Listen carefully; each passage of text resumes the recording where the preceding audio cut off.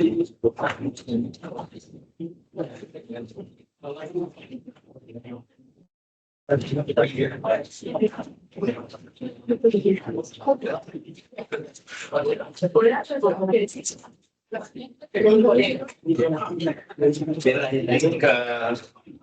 who want to join the lecture are here now. Shall we start the discussion? Good morning, everyone. Hope you have the handout with you. Do you?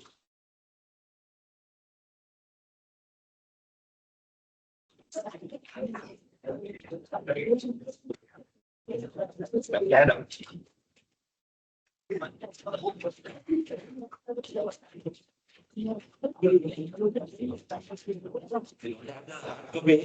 Please record to the soft copy. Those who are connected online, good morning everyone. We are going to start the session. There are around 17 participants. Are you there?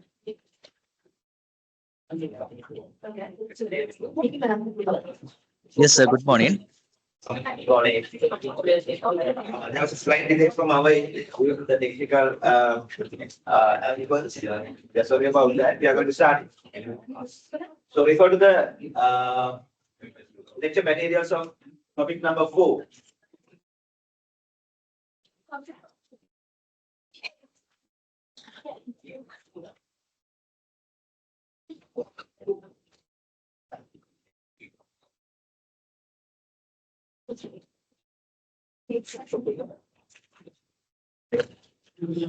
You have the handout?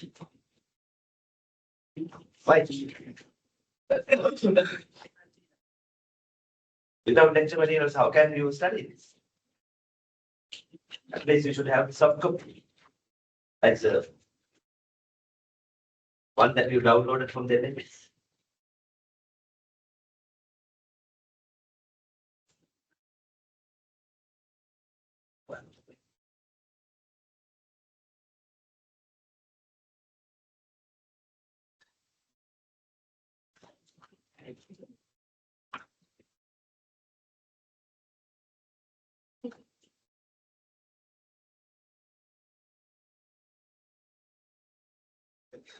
I hope now you all are ready with the handout and we can move forward because we are unable to discuss everything there at undergraduate level.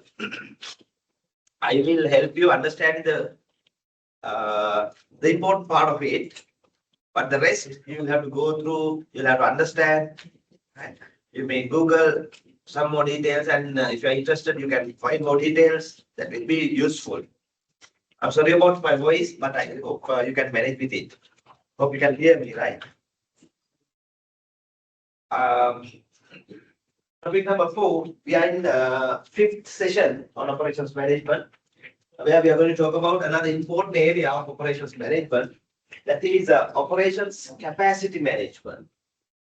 That is it, operations capacity management. An important area in operations management. So the content we are going to cover will address some of these learning outcomes. Initially, we will define what operations capacity is, and we'll also identify capacity measures used in different industries. And then before moving further, we will also identify the importance of capacity planning, operations capacity management. On that background, we will try to identify how in industries, how in different manufacturing organizations, service organizations, operations capacity planning is managed. Operations capacity management is arranged. So that is the main part of our topic. Probably within 1 hour or so, we will try to understand that area. Further to that, we will also identify when it comes to capacity adjustments, capacity modifications, what are the different strategies available for businesses? Short-term, medium-term, long-term capacity modification alternatives available for different industries. And then, of course, when it comes to selecting the most appropriate capacity modification alternative. There are different evaluation techniques used, especially financial evaluations that are important for management undergraduates like you who are specializing in applied accounting. I will just introduce you some of them and will show you one or two of them. The rest you may have already studied or you will study this semester under some other subjects. So, capacity evaluation techniques. So that is the content we are going to cover. Hopefully, we will be able to cover it within today if you can quickly understand things. Based on this topic, there will be definitely a question in the question paper as well. Maybe a part of a question or maybe a full question, so that if you listen to the lecture today, understand the content within today itself, you can answer a question coming from this area, maybe for 20 marks. 20 marks. Not difficult, very practical, easy to understand if you are ready to understand it.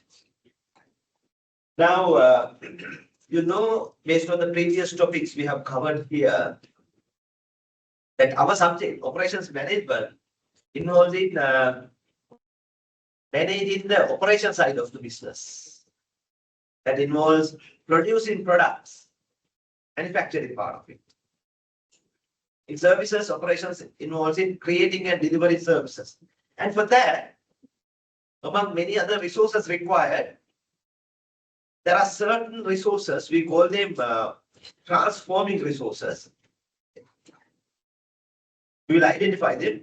We are going to study their capacities, why they are important, and why capacity should be managed.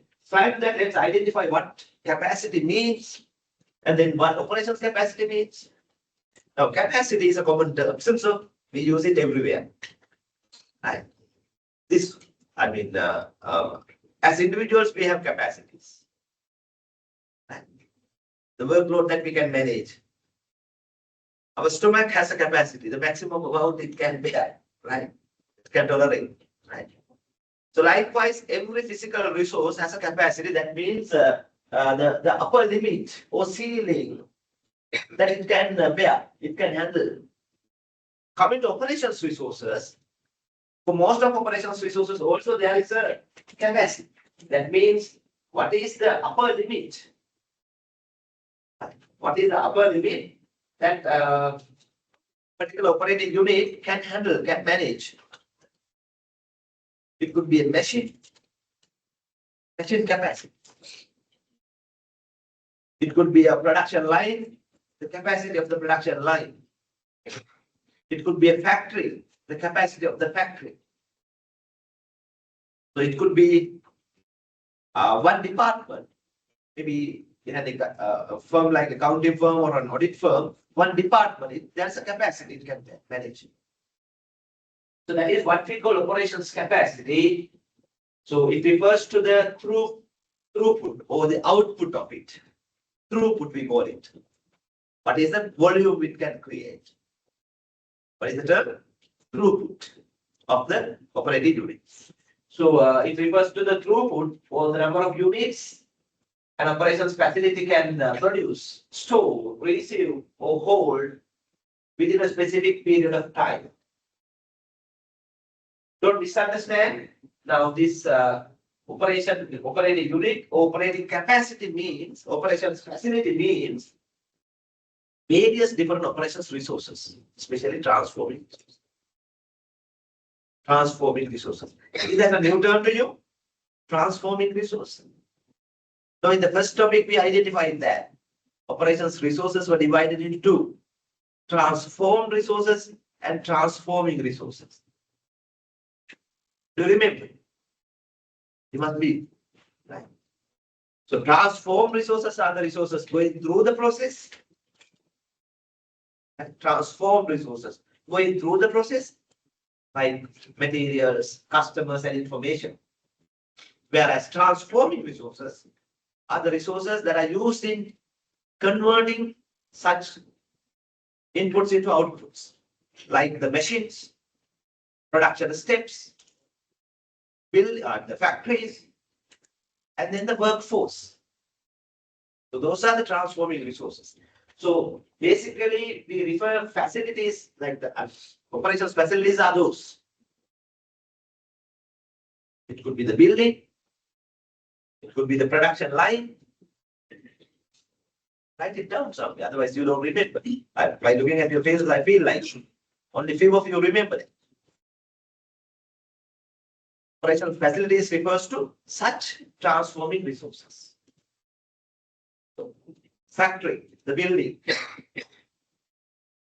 or one production line, it's a facility. Or made machines used in the production process, it's a facility. Operations facility. If they use warehouses to store products, that's a facility. Warehouses used to store products. If they use different types of vehicles, fleet for transporting products, transporting items, so that is a facility. Transport facilities. And the other main type of facility would be the workforce. We don't call it facilities, but the other main resource. The workforce, operating level staff, size of the employee.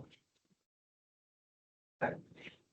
So operations capacity means the maximum output that each of those resources can produce, or store, or receive, or hold within a specific period of time. Is that clear? Operations resources and operations capacities. Now, before moving further, we should quickly understand that from industry to industry, what are the measures used for capacity measurements? They are different. So let's take a few examples to see here. So in some of these industries, what are the capacity measures they often use? I have given you different organizations as examples. First three are manufacturing examples, and other organizations are service examples. Let's quickly identify different capacity measures used. I'm not going to explain this in detail.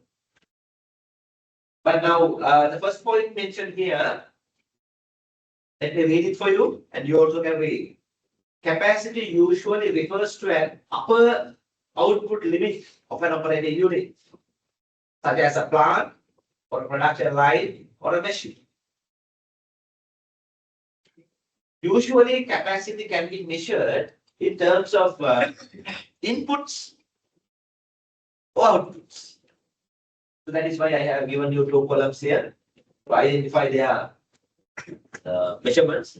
Usually, it is measured relative to some period of time. It could be per day capacity or per week capacity. Capacity always refers to a period of time. It could also be per hour capacity. So, from situation to situation, from resource to resource, right? Capacity measurement times could be, we call it time bucket. What is the time period we consider? Right. So if you think of some of these organizations and their operations resources, how their operations capacities can be measured. So what are the usual measures? Let me select one manufacturing example like garment factory that you can easily understand. Garment factories. When I checked with you last time, only few of you have visited some factories. Some have visited garment factories as well, isn't so? Garment factories, where they use fabric as the main material and using the sewing process, cutting processes, sewing processes, and various other steps, they complete a garment, and the packaged garment item is the output of it. So what are also when it comes to their resources in their operations departments, when it comes to capacity, what capacity related measurements they use? to refer to their operations resources.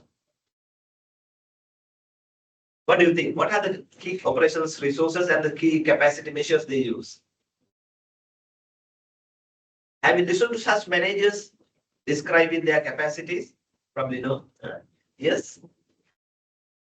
What are the main resources they use in garment factories? Is it there are two types of resources, two types of operation systems. One is called labor-intensive operation systems. What is it? Labor-intensive operation systems, which means mostly the workforce is used. Workers. Labor-intensive operations. Labor-intensive operations.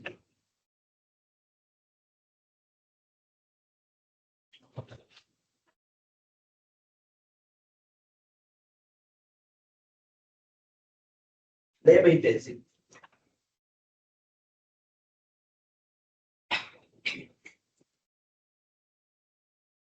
Mostly the labor workforce is used.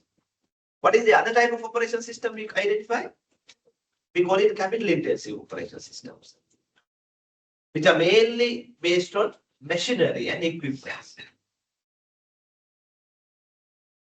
Machinery and equipment. And at the same time, there are other operation systems that can be both labor and machinery, more or less equally used. So coming to garment factories, it's a combination of machines and workforce, isn't so? Some steps are heavily dependent on machinery, some are on labor, and some others a mixture of these. So in a factory like garment, their capacities can be explained in different terms. So if they refer to their machine capacity, what are the common measurements? Could be number of machine hours, isn't so? Number of machine hours they have at a factory. So that could be an input measure. So per week, most probably, that is the time period, more than per day, they refer to per week machine hours available for production. So company A may have a capacity of 50,000 machine hours. Maybe company B has 75,000 machine hours, let's say. So in terms of machine hours, company B is having higher capacity. Input measures. If it is to remember their labor capacity, labor hours, that is again per week. Per week, labor hours could be a good measure. Per week, labor hours. So number of workers into how many work hours they operate. Right? So that is the capacity. So likewise, coming to output measures, that means the actual output they could produce, not the input part of it, the output. So different industries may use it differently. Coming to garment factory, it could be actual number of machine hours they utilized during a week. They call it selling hours or so, right? Different factories, they may use different concepts, but not the total number of hours available. What is the total utilized for the production? So output. So as for labor, number of labor hours utilized for production. That's what it is.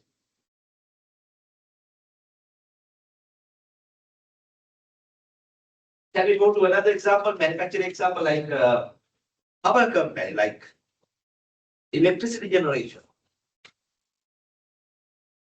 It could be hydropower plants or coal power plants. Let's say coal power plant. We have one in Sri Lanka, we have one in Norachole, coal power plant. So how do they express their capacity? In terms of megawatts. So the turbine, number of turbines they have, right? And then per plant capacity into how many plants they have. They have 3 plants there in Ronchola. So capacity of one plant plus the other one plus the other one. It depends on the turbine power. So that is the input measure, right? Megawatts. Maybe per day. That is a time referred to electricity plants. Per day, what is the capacity it can produce? Coming to output measures, that could be the actual electricity generated. Again, within 24 hours. That's what they say. So from garment factory to power factory, for power company, the capacity measurements are different. I hope that is clear. We don't have to spend more time on that. Let me take 1 or 2 examples from service industry also. Coming to hospitals, and when they talk about their operations capacity, what measurements would be more meaningful? What are the key resources required for managing hospital operations? How do they express their capacity? Yeah. Well, for different resources, hello. තමයි කියලා පිටිපස්සේ වාඩි වෙයි. ඔයගොල්ලෝ නිදාගෙන ඉන්න බලන්නද මම මෙතන ඇවිත් ඉන්නේ. ඉස්සරහට එන්න. ඇවිල්ලා මේකට ඉන්වෝල්ව් වෙන්න.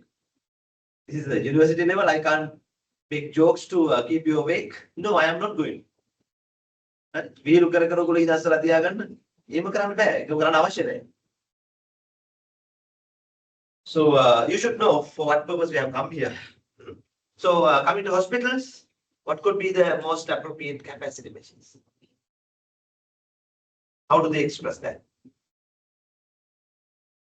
Coming to input measures, number of beds, yeah, number of beds available for residential patients. Right? Number of beds available could be one measure.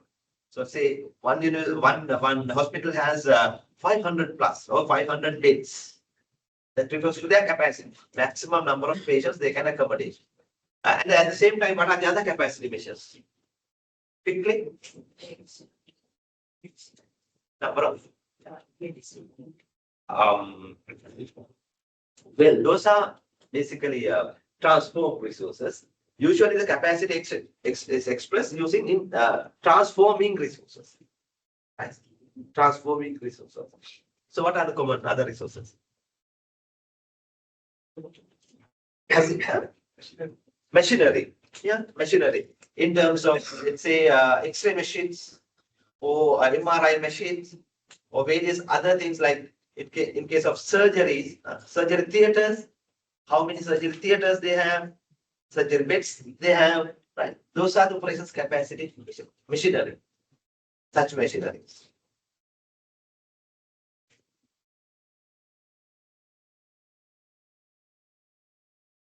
If they have a surgery theater that has 4 tables, surgery tables, so capacity is like that.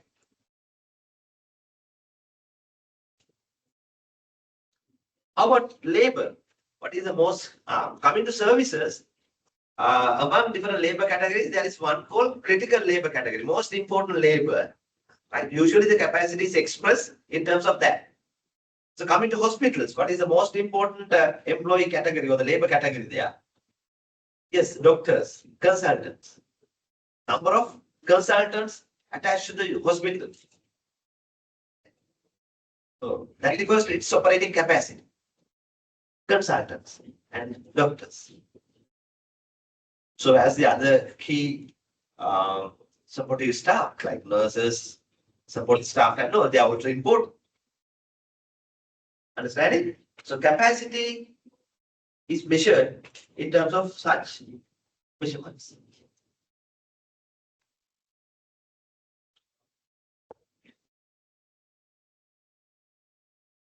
output measures of a hospital, output capacity measures.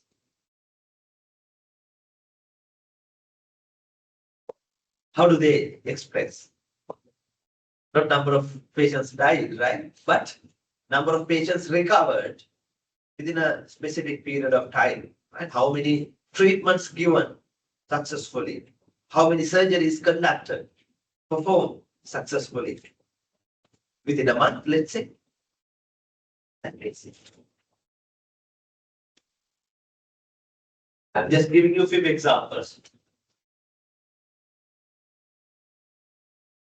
Number of patients recovered, number of surgeries completed successfully, like vaccine. Coming to a place like university's capacity, operating capacity. Yeah? How do we usually express it? In terms of resources, physical resources, let's say, number of lecture halls, and the capacity of each hall is also seating capacity of lecture halls. How many students can be accommodated in the main building and the other buildings? That is their operating capacity, one indicator. Up until October, August or so, they had only one main premises and then CA, Child Institute, right?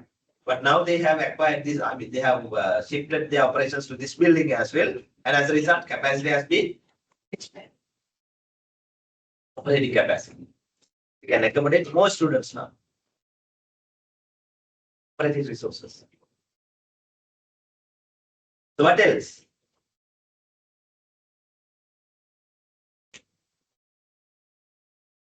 In the universities, what is the most important human resource category?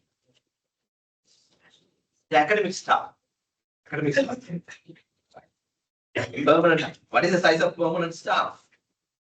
You can enroll in conducting lectures, delivering academic activities, right? That is the number of lecturers. Can you understand now? The output measures of a university. Yeah.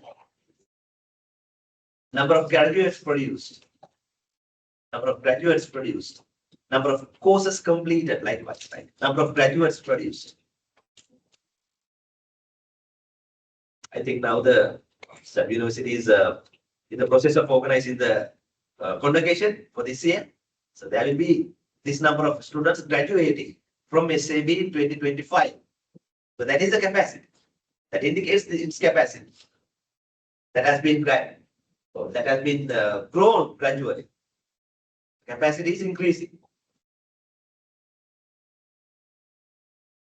So as number of programs, there can be different types of programs, degree programs, and other diploma or postgraduate diplomas, whatever. Not only that, there can be coming to state universities, other large-scale universities. It could be their capacity. They express number of research projects they have completed, number of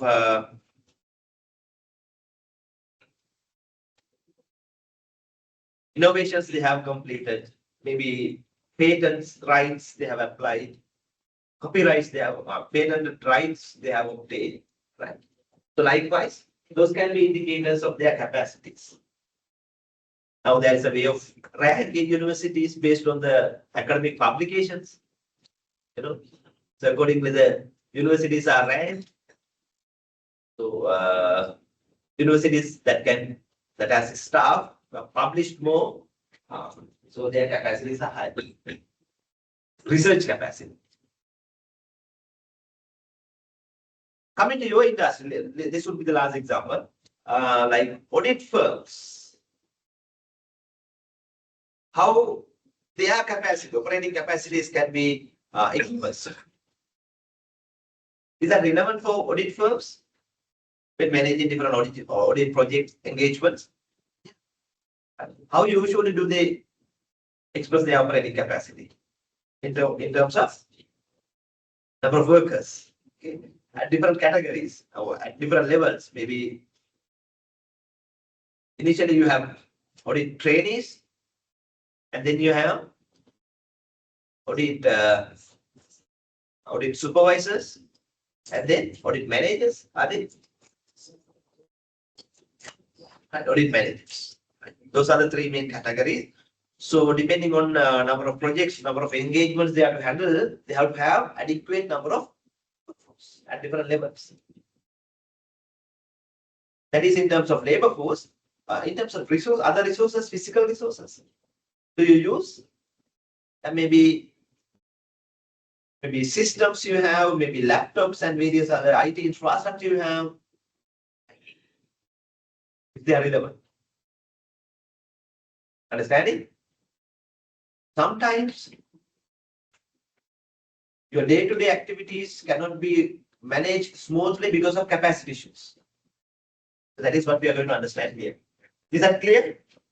So we understood from business to business, industry to industry, though the capacity is important, capacity measures are different. Capacity measures are different.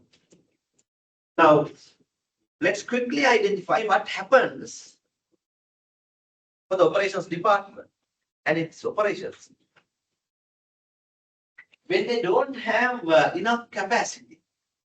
What do you think? Can this part of the class quickly think of different impacts or consequences? Those who are doing online also can contribute here. What happens to a business and especially the operations when they don't have enough capacity? What are the consequences of not having adequate capacity? Quickly identify 3 to 5 key points. What happens there? And this side of the class, can you think of the other situation like when firms have more resources than required? They have excessive operating resources, excessive capacity. Is that good? What are the consequences, operational impacts of excessive capacity? I will give you 5 minutes initially to identify key points. Okay, work on that. Consequences of inadequate capacity, operating resources, and consequences of excessive capacity.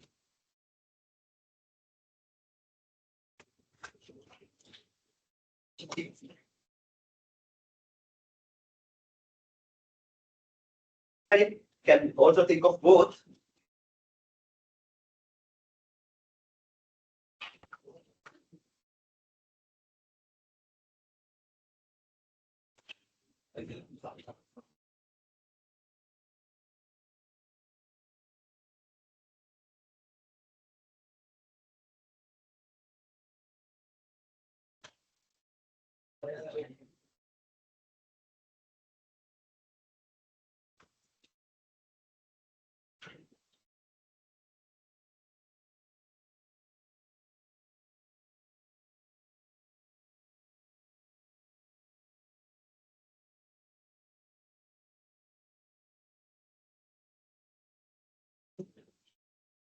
Operations capacity අඩු වුණාම මොකද වෙන්නේ? Especially the operations impacts. How it affects on the manufacturing and the operation activities. There are many consequences. Operating impacts. Use side, if they have more capacity than required, is that good? Are there any operational impacts?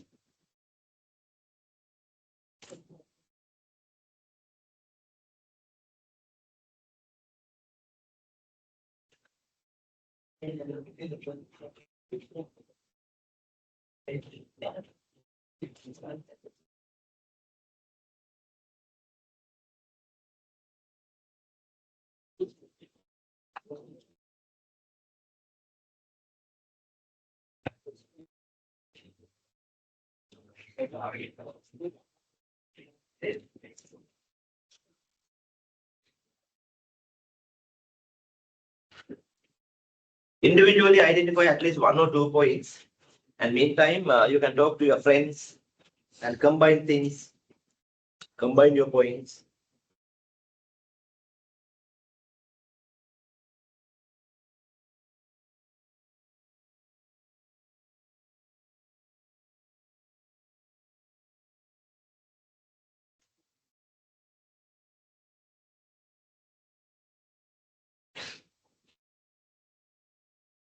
Just imagine some examples.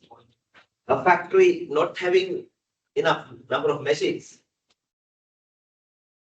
or sometimes not having enough number of workers to operate machines. What are the operational impacts then? A restaurant not having enough operating level staff, like kitchen staff, waiting staff, how it will impact on the operations? You have to ask. Your side, more resources they are required.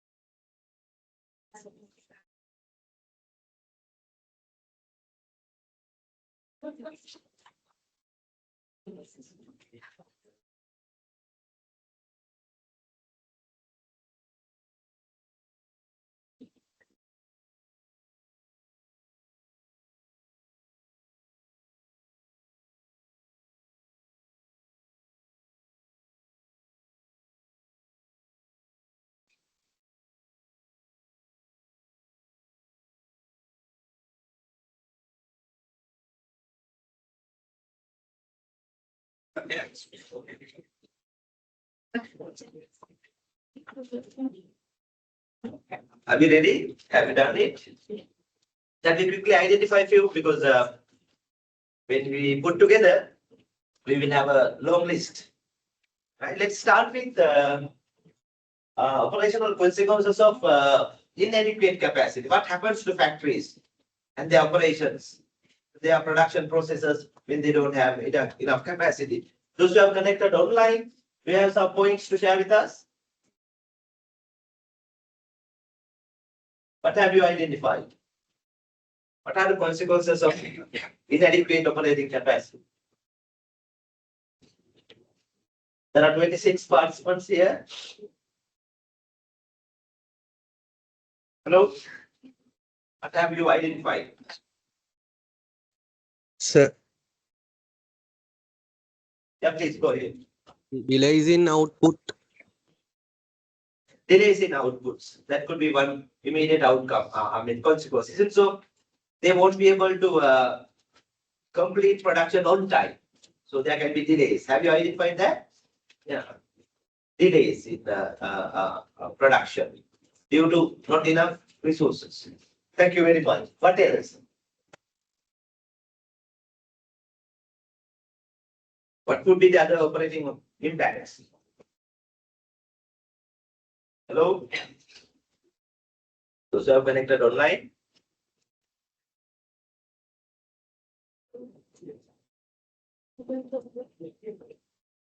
Only one person came up with a point. How about those who are here physically? What are the points? One or few points? Yeah?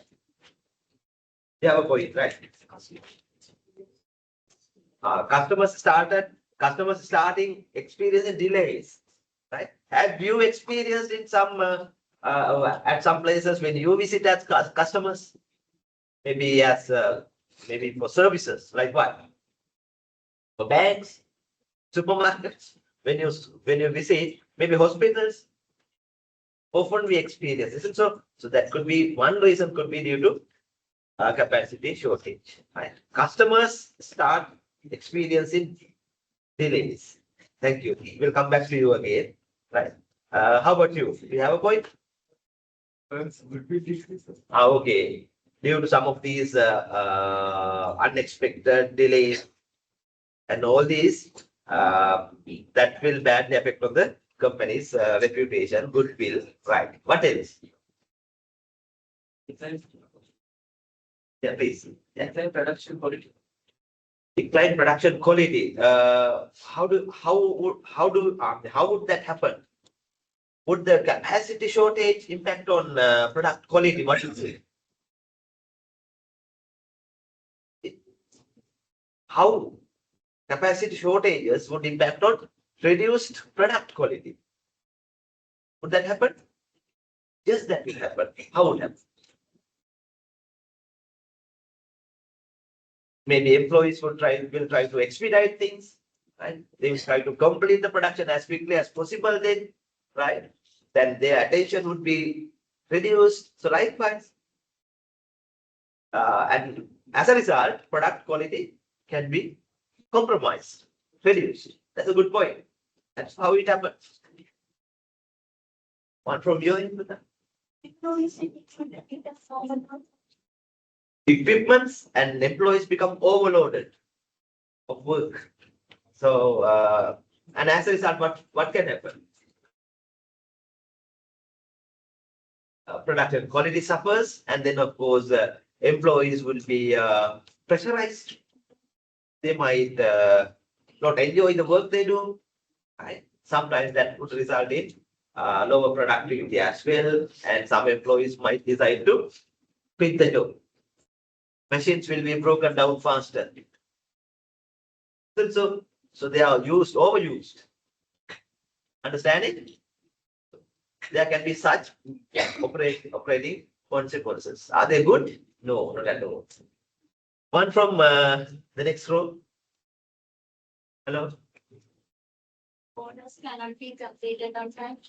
Of course, yes, that would happen.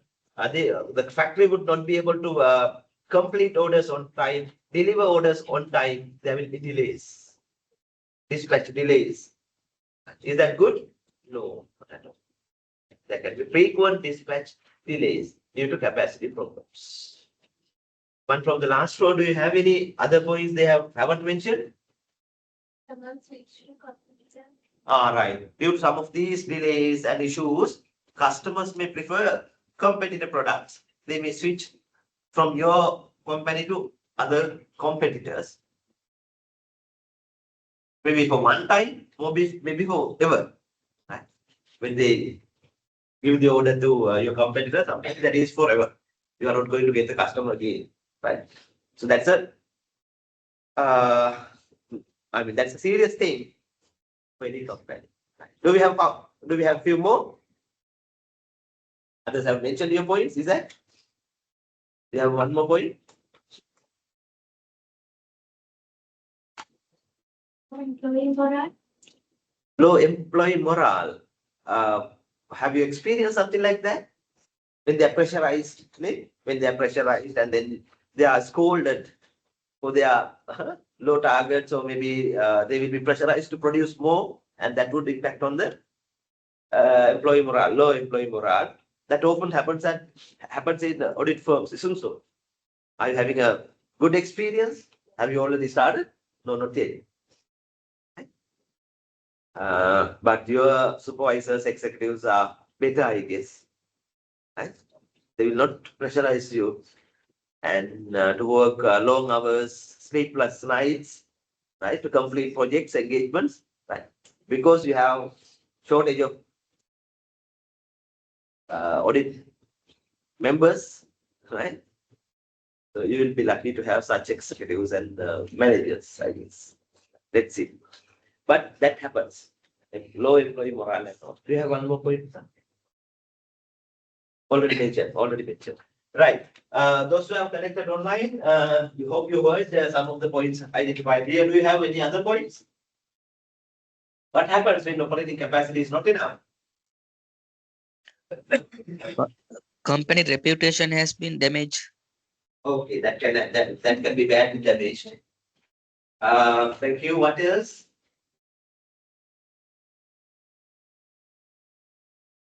So we identified many, right? So be aware of them. That is why managers, especially operations managers, should make sure they have adequate capacity.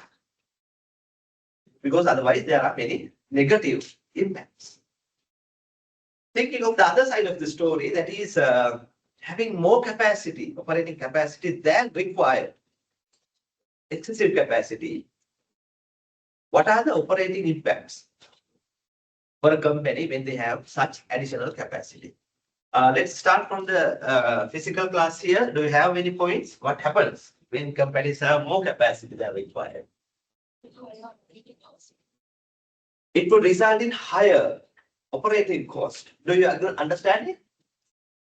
Because they have to maintain such resources, and they are accordingly the overhead cost, operating cost would be higher, right, compared to a company having just adequate resources. So that per unit operating cost would be relatively high. So that's a disadvantage to the company. Increased production cost due to unnecessary resource maintenance. That's a good point. Write it down. Likewise, few more points. There can be cash flow issues, initially because of the big investments you make, and such investment will not produce return. I mean, adequate return. There can be cash flow issues because of unnecessary investments that are not producing adequate results. Yes. Wastage. Yes, resources when they are not utilized or underutilized, such resources will be wasted without contributing. Idling. Let's say resource wastage or resource idling. Nasty velayanu, apatiyam. Right? Machine hours, idling, without utilizing for the product. So as labor hours, you have more workers, they don't have work to do. Labor hours idling. But you have to compensate them. That's why the cost is increased. Idling resources, wastage of resources could be another main issue. Likewise, there can be opportunity cost as well, like accountants and cost accounting, and you all interested on those cost aspects as well. Yes. Yes, those are financial and cost aspects. How about operating side of? How that would affect to operations? Because our subject is operations management. Anyway, your points are very valid. But operating consequences, how that would affect on the operating side? Resource misuses can happen, like what? Not for the intended purposes sometimes. Maybe they are used for some unnecessary purposes. And then, of course, yes, misuse of resources can happen. So, more than that, it's basically the resource wastage to identify. Misuse of resources can also happen. Likewise, what else? Well, excess inventory. Can you understand that? When you have more capacity, sometimes without wasting, without wasting, you have to produce more. And that would result in high inventory. Right? So there can be inventory related costs, inefficiencies. Very good. Right? more inventory that you have to maintain unnecessarily. That will result in costs. Right, great. We have some more points. 2 points from the last row. Have others mentioned everything? Yeah, you have one more. Selling prices may increase to cover the excess cost. Of course, due to all these costs and no per unit cost would be higher. So to cover them, you will have to set higher prices. Right, to keep the margin, and that would be compared to competitor prices. Your prices would be slightly higher, and that's a disadvantage for you in the market. Your competitiveness would be reduced in the market. As a result of higher prices, your competitiveness in the market would go down. That's not good. Thank you. Clear? So likewise, there are many operating consequences, financial consequences when firms have more resources than required. So that is why firms should have adequate resources, or not more than required or not shorter than required. So that is why firms work on this area. We call it operations capacity planning and operations capacity management. In simple terms, capacity planning, operations capacity planning is the decision-making process to decide, to establish, to determine the best capacity levels for the firm. Coming to capital-intensive resources such as facilities and equipments like buildings, production lines and all. So that is, you decide what is the appropriate level of resources. Coming to labor-intensive resources, and what should be the labor force size required for the company to support firm's operations strategy and the long-term competitive strategy of the firm. So in simple terms, it is through this capacity planning process, management decide what should be the most appropriate capacity level for the firm. Operations capacity level. Factory sizes, machinery, and the workforce. Clear?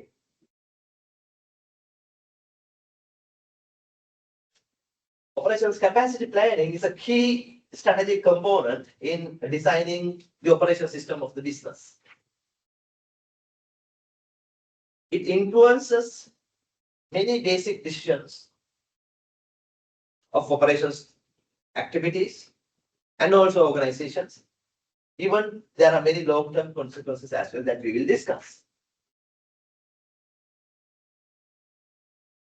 Coming to the main objective of capacity planning or capacity management, there is only one main objective. The main objective of capacity planning or capacity management is very simple. That is to provide an appropriate amount of capacity for the operations, for the business, at any point in time. Appropriate capacity. This appropriateness may vary from situation to situation, right? From business to business. It is usually explained based on some of these aspects. In terms of cost, we can decide what is the appropriate level. In terms of revenue, we can decide what is the appropriate level. So as based on working capital, based on service levels, firms may decide what is the appropriate capacity level for the business. I think the first and second one you understand in terms of cost. Right? Usually, what is the intention of management? Keep the capacity at the level that minimizes operating cost, both fixed and variable cost. Is that clear? That as accounting students, you can simply understand. What is appropriate then? The capacity level that minimizes costs. How about the revenue? Not only the cost side of it, management should look at that as well. the capacity that will maximize the revenue for the business, isn't so? Not just the minimize cost, but maximize. For some firms, especially services, right? In most of the time, factories, manufacturing industries, capacity levels are decided based on the cost aspect of it. Coming to services, capacity levels are decided based on the revenue side. You may have seen some restaurants, when you visit, maybe during a weekday morning, you may see they have more waiting staff, kitchen staff, without having any work. They are idling. You as an accounting student might think, is there, how they manage the business? Are they required? But what they're doing there? We don't know. At a given time, there can be more visitors, more customers. Then they should be ready to deliver. So they maintain capacity levels to maximize the revenue. They don't just think of the cost side. Cost is important, but revenue side of it.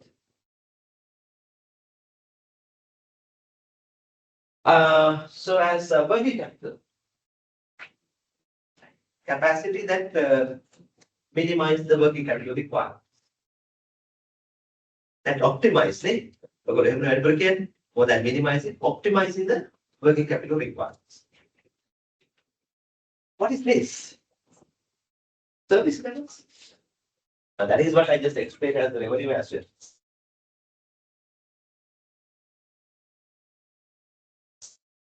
Depending on the demand, you'll have to decide. If you want to maintain higher service levels, that means without delays, without any shortages, when customers demand, if you are to maintain, if you are to meet their demand on time, that means your service levels are higher, so that you need more capacity. Some firms may accept to operate at low service levels, so that they purposely reduce the capacity and maintain low service levels. That is acceptable in some industries. If the competition is less, no issue. They purposely reduce the capacity to maintain low service levels.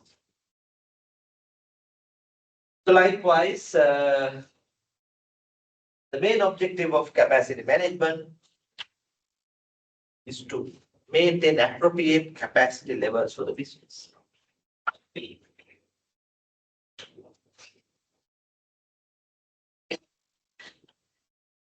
Different businesses use different approaches for that. But what you see here in this slide number 8, it's a simple but systematic process. A simple and systematic process that management can use, especially operations managers can use to decide capacity planning decisions. So before the break, we are going to quickly identify these steps, and after the break, we will discuss things in detail. So according to this, there are 5 steps, right? And management should follow when they make capacity planning decisions. Are you interested in knowing how operations managers and then of course other managers like finance and accounting also will involved here to give the directions, especially the top management involved. And then finance definitely involved here. So these are the 5 steps mentioned. So from where to begin? හරියට තීරණය ගන්න ඕන නම්, right? Systematically ගන්න ඕන නම් කොහෙන්ද පටන් ගන්න කියලා කියන්නේ. So from where to start capacity related decisions? They say you have to assess what you have already. Your existing capacity should be carefully assessed. That is a starting point. Let's discuss a little more details there. So how to assess capacity? How to identify as a manager?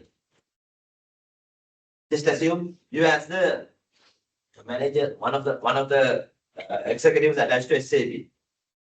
and you are given the responsibility to decide whether the existing physical facilities are adequate for the university. Like lecture halls, other physical resources like lab and all. And then you're also given the responsibility to decide the size of the workforce attached to SA. How do you identify? You have to gather information, right? You have to gather information.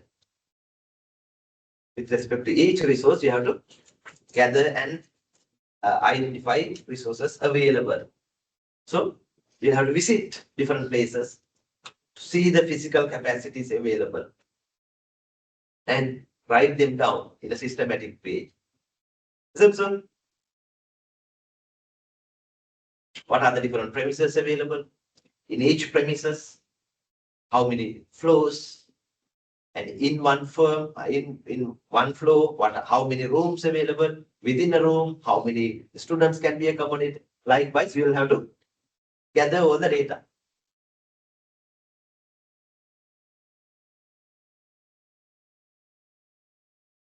You have to gather data. And you have to talk to the managers as well. You have to talk to managers and the other experts in the business to gather data. That is the starting point. So as at a factory, the starting point is to accurately assess the existing capacity.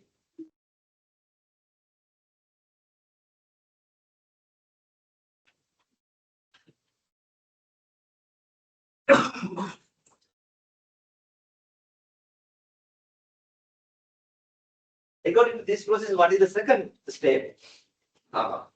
Mainly, you have to forecast the capacity requirements. Capacity requirements. Maybe for short term, maybe for medium term, and the long term.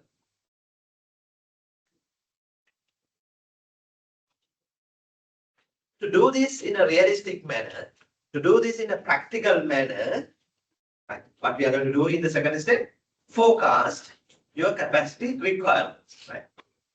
The realistic approach is to start with the output requirements. Output requirements. How many outputs would be required in next month, next quarter, next 12 months, next few years? So that should be the starting point. Usually, how we can come to know of future demand? Like we discussed last week, it is through demand forecasting. And that is why we completed that topic last week. So we have to forecast the demand. We have to forecast the demand, first of all. Maybe using past data, we project in next quarter, next 4 quarters, next 5 to 10 years. What should be the forecast? Such demand forecasts should be converted into capacity requirements. Does that make sense? Demand should be converted into capacity requirements. Assume that you are to produce 10,000, according to your forecast, 10,000 products would be required in month of January 2026. Just assume units. 10,000 units would be required in 2026 January.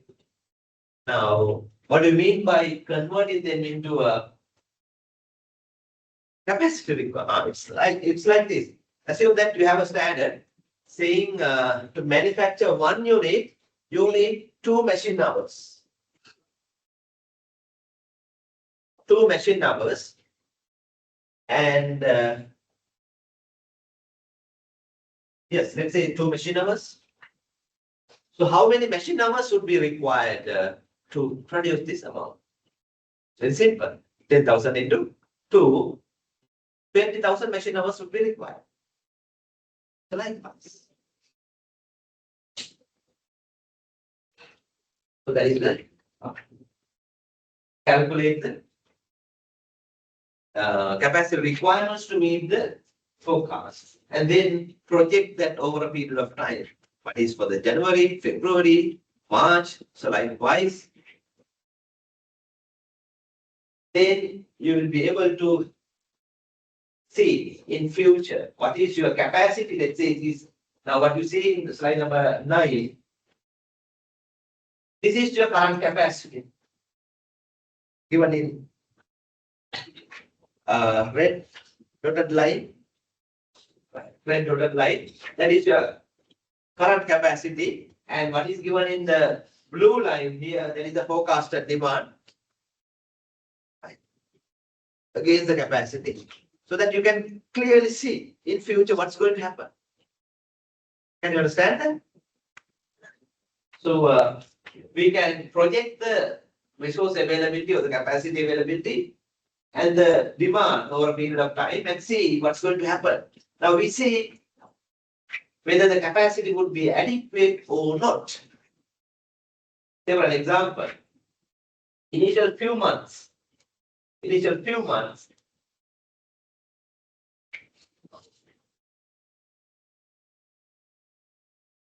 During this period of the year, do they have capacity shortage or excessive capacity? What do you think? During this period of the year, their capacity is higher than the demand. So they have excessive capacity up until this period. And after that, what happens is demand has been increased, or demand is going to increase than the capacity. So then we must be ready to face a period. We have limited capacity, higher demand. So likewise, we can identify. Now, accordingly, you have to plan. Accordingly, you have to plan with the appropriate alternatives. So that is the third statement here. You have to identify. You have to identify alternatives. You have to identify capacity alternatives. What are the modifications you have to make? But all these options may not be equally appropriate. Before selecting the most suitable one, we'll have to evaluate them in terms of economical aspect, technological aspects, and at the same time, financial aspects. And then select the most suitable capacity modification option and implement it so that you are ready to arrange the capacity for a period of time. So that is the process.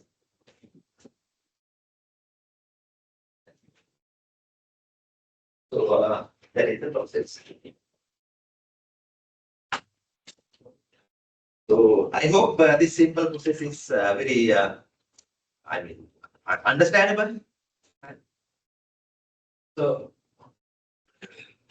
a process like this will make the decision maker's task easy.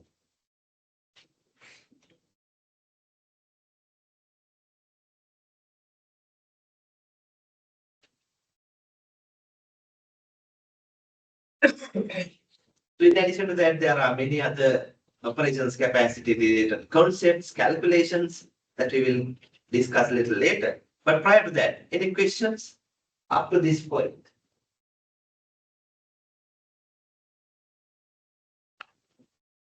Then a systematic process like this would allow factory managers, operations managers, and other managers involved in the decision to accurately identify the capacity requirements and then keep adjusting it according to the requirements.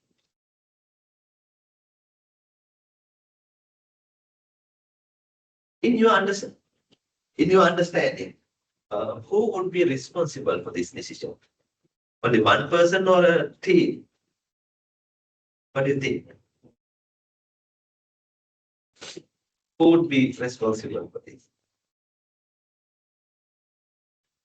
Can operations manager make this decision alone? Factory manager?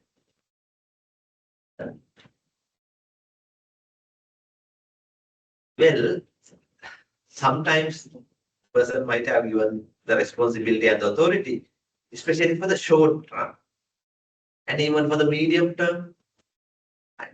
Short run and medium term. Short run, what is the period? We consider less than 3 months period. Any capacity adjustments within 3 months, we call them short term adjustments. The factory manager is allowed to make some short term adjustments to face the situation. Even the tactical decisions like medium term adjustments, they have to get the approvals from other managers and implement, right? From whom they have to get the approvals? Especially from the finance managers. Because each cost, each capacity adjustment would increase or decrease the cost. So financial approvals are essential. Coming to long-term capacity adjustments, well, operations manager cannot single-handedly decide it because these are investment decisions. These are coming to long-term, like putting up a new factory, right? Or extending the production line and establish new production line with new machinery. Those are long-term investments, right? So that should be under the top management involvement and especially the financial managers involved. Clear? So this is a capacity decision, but of course, finance management and the top management should involve here. Clear? So when you become a finance manager one day, so likewise you study for financial management and then of course cost management as well, right? Advanced cost management, cost accounting. So various different project evaluations we make. Capital budgeting projects. What are those examples? Establishing a new factory of this capacity. So this would be the new output volume. So depending on the market demand, whether the investment is worth or not, right? So those are investment appraisals. Understand? Investing on a new machinery of this value that would generate a cash flow of this value over a period of time. Right? So given the market conditions are such, whether this is worth, right? So the such an assessment, you call it capital budgeting, right? Capital budgeting, the project appraisals, feasibility analysis, project feasibility analysis. Okay. So those are long-term capacity decisions, often taken in consultation with finance management and the top management involved. Clear? Let's take a small break and come back around 10. Before that, take a 5 minutes to mark your attendance as well. And after that, go for a break.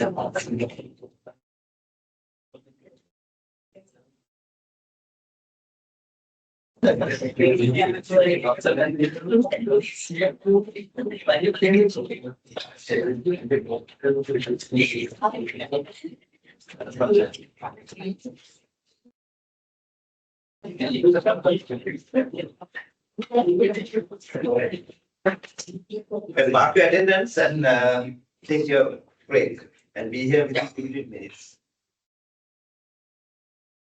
I'll check the attendance. Those who are physically here and connected online can mark your attendance. There are around 24, 27 online participants and another 27 here.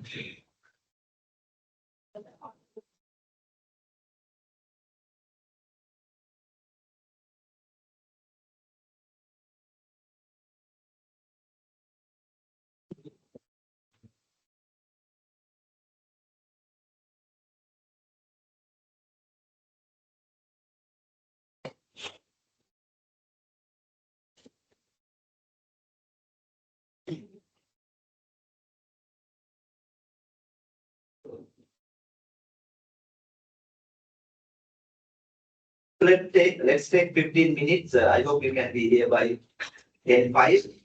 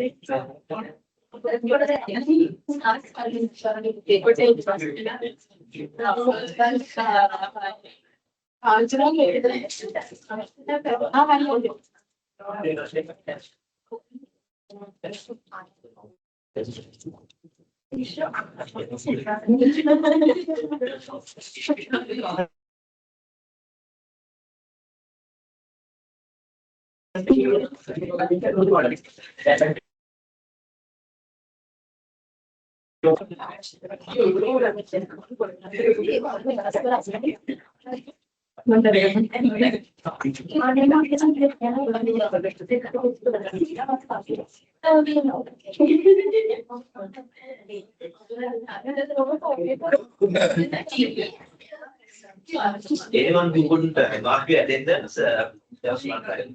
What's your answer? Fine.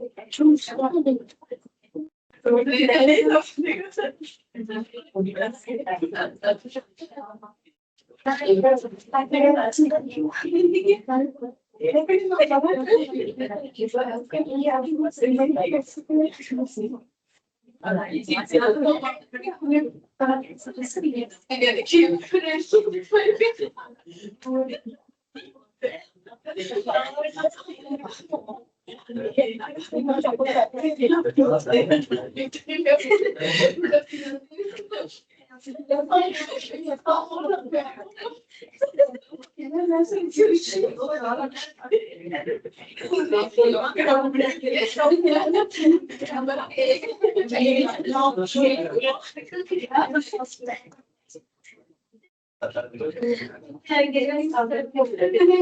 hope everyone is back.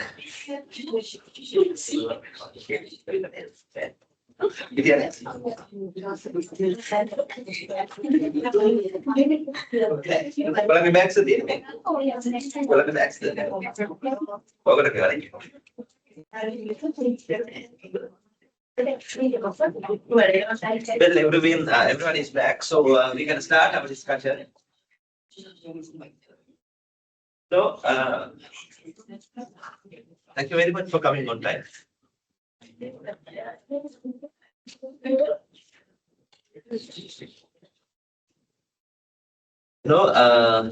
Your group assignment is also based on this topic.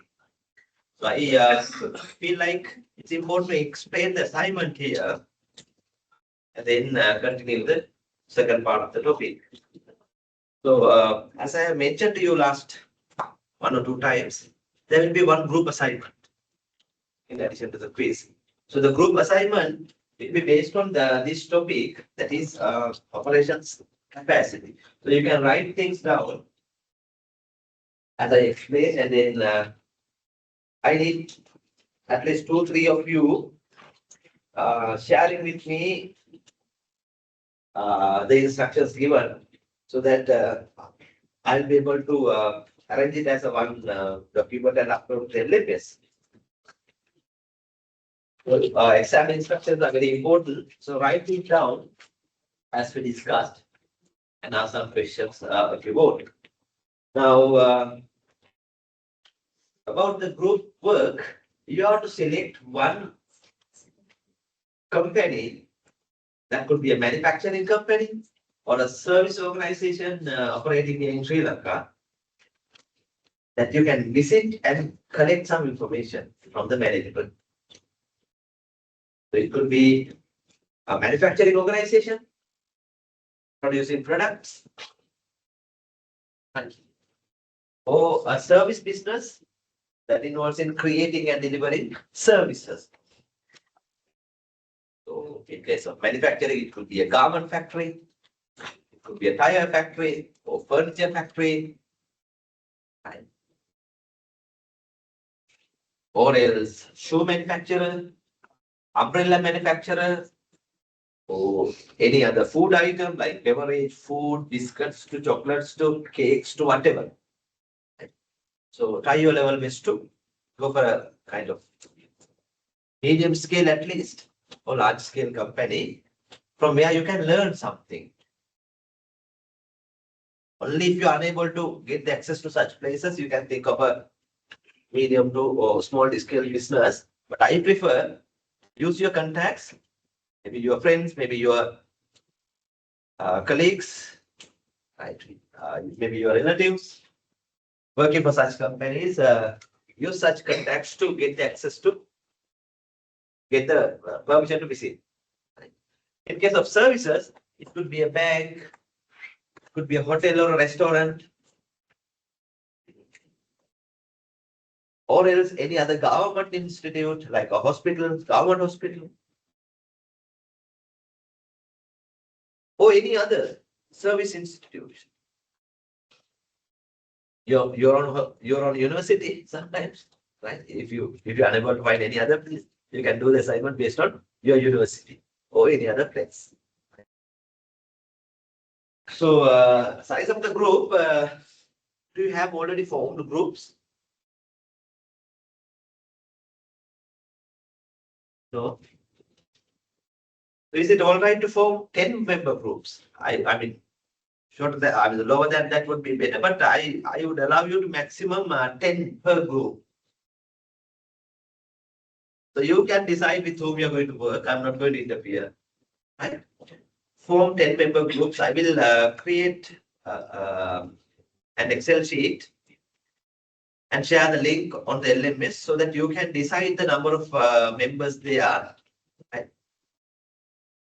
Go to the Excel sheet through the link and fill the details there. Right? The next week, you can decide the number of members in your group. Those who are connected online should also complete your should also update your member list. Maximum 10, let's say minimum 7 to 10 members. So what you should do is you should gather data, collect information from the organization, and for that I recommend you to visit the company physically, maybe as a group. Right. You can get the permission. If you need permission letters, university will issue you permission letters. Request little early and they will issue you request letters. So permission letters. Or else if you have some personal contact, you can get the permission and visit. That's also all right. Before visiting, you should have a clear idea what data you are going to gather. How you are going to use such data in the report. So these are the requirements. Since we are talking about the operations management side of it and then capacity management part of it, in the initial part of the report, what I need is how you understand that business and its operation related activities. So after giving a brief introduction to the company, maybe maximum 1 page, Not more than that, right? Maximum 1 page, brief introduction to the company. You have to mention now, if it's a big company that has many factories, many operations located at different places, for your assignment, you can select one factory, okay, one production line sometimes, or one SBU, if that is manageable, strategic business unit. One SBU is enough, not the group of companies, right? So one SBU or within the SBU, one factory, one production line will be enough.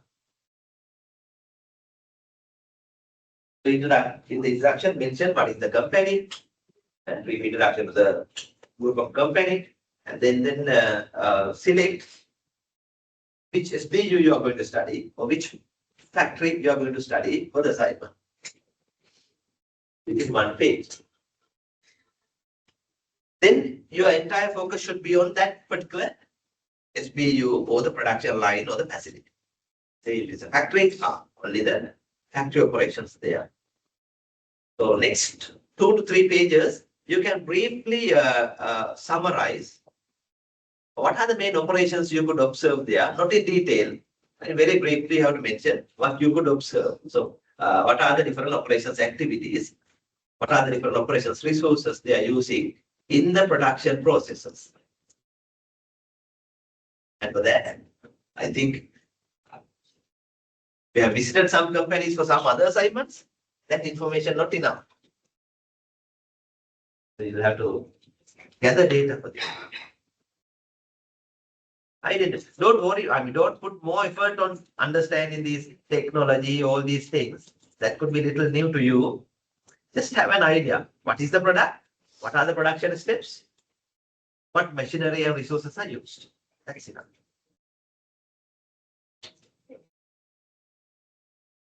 So maximum 2 to 3 pages. Just summarize. Don't extend that limit. Don't exceed that limit. That's enough, right? And the main focus is on what are the operations capacity related, or let's say what is the operations capacity related situation of the firm.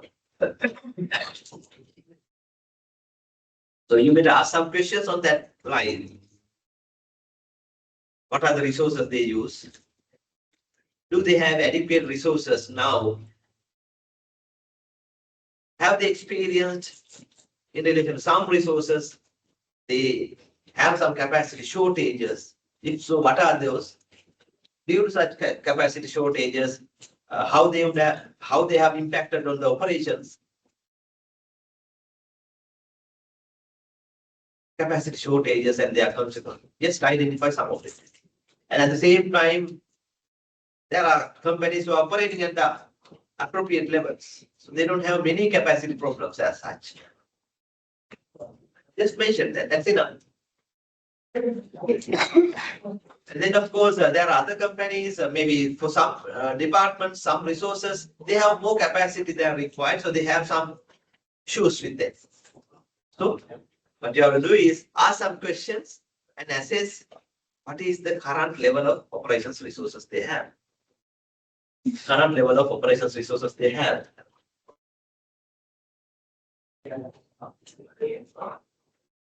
It could be machinery. It could be production line. Or it could be workforce related. Mostly if you visit a factory or a service organization, capacity related problems could be related to people, workforce. Workforce. Clear? I'm just assisting you so that you have a clear idea what to do. What are the capacity related situation that as of now? So that is the main part of your report. So you may have 3 to 5 pages just describing what is the current capacity situation, operations capacity situation of the business. That minimum 3 pages would be now 3 to 5 pages.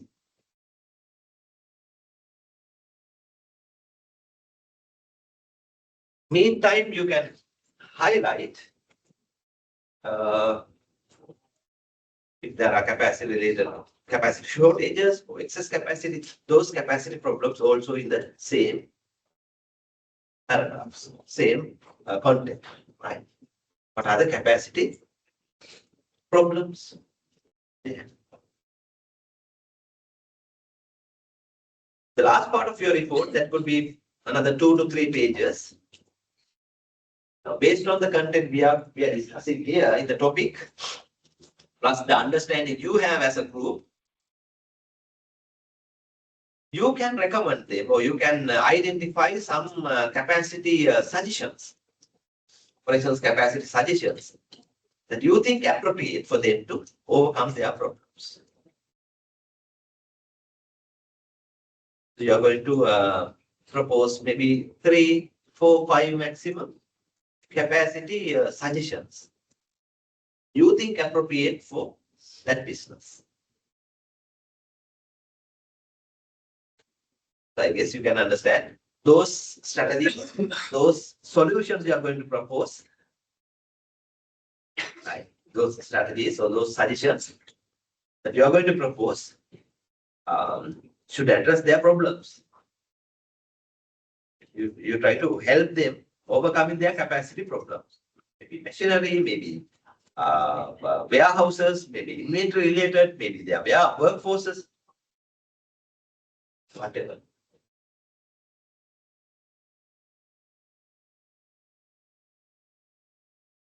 You as accounting specialized students can easily understand the financial side of it, costing side of accounting side of it, but this is operations management, so that make sure you cover operations aspects also. All right, you can highlight your preferred areas, but make sure you cover operations side of it as well adequately, because this is operations management side. We are talking about operations resources and operations capacity problems and your suggestions. Is that clear? So maximum 10 to 15 pages, sorry, 12 to 15 pages. 12 would be enough. Printed pages. If you want to attach some images, other details you have gathered from the company, you can attach them separately as annexures, not in the main body of the report, but as annexures you can.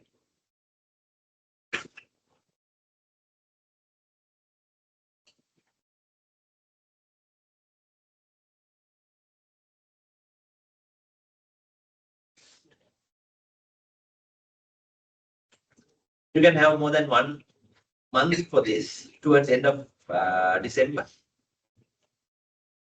Towards end of December.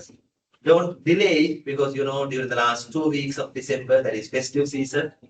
So you may not be in a good mood to complete it. So try your level best to complete little early. We're going to complete this topic today, so that at least not today, next week, so that you can easily plan the data collection and report preparation and get it ready by the end of December. Is that enough? I hope so.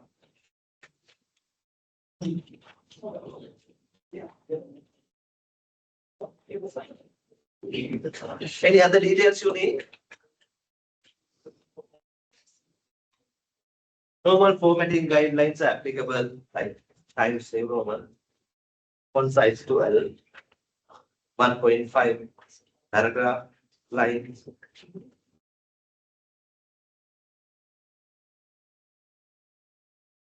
You can have your own structure, it doesn't matter. For me, what is more important is whether you have visited the company to gather data genuinely. Because this assignment, we plan to give you a practical exposure. With the team, when you go outside, meet managers, you will come to know not only about operations capacity problems, but various different operations management related details, at least about one organization. That is the purpose. So, you have to visit.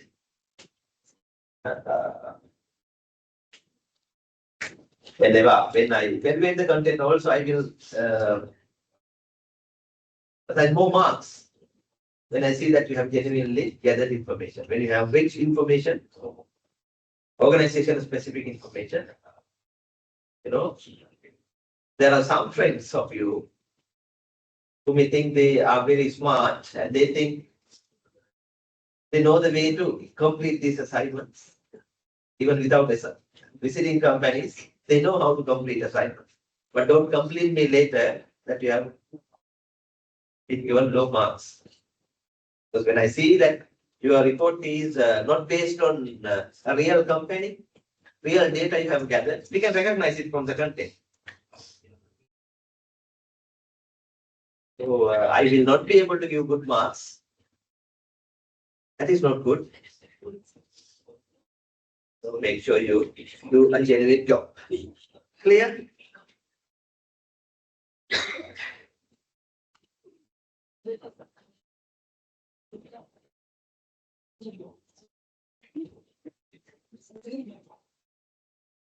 Total 20 marks, 25 marks on this. Total 40 marks, right? For your C.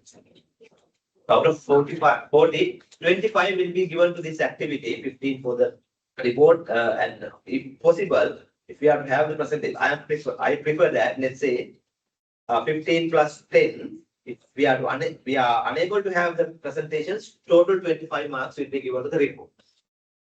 I will let you decide. I will let you know later.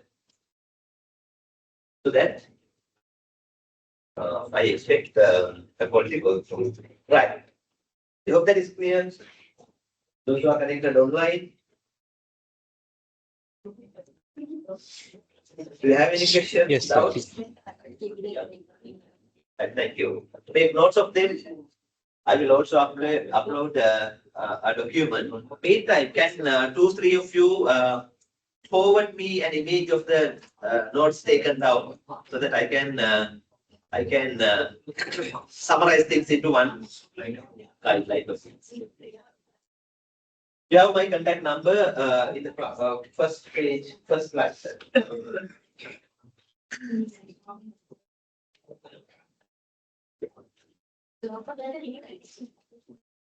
For the assignment, you can also select the company that you attach to, maybe audit firm, maybe any other organization, service organization. That's all right, but pay attention to the operation side of it.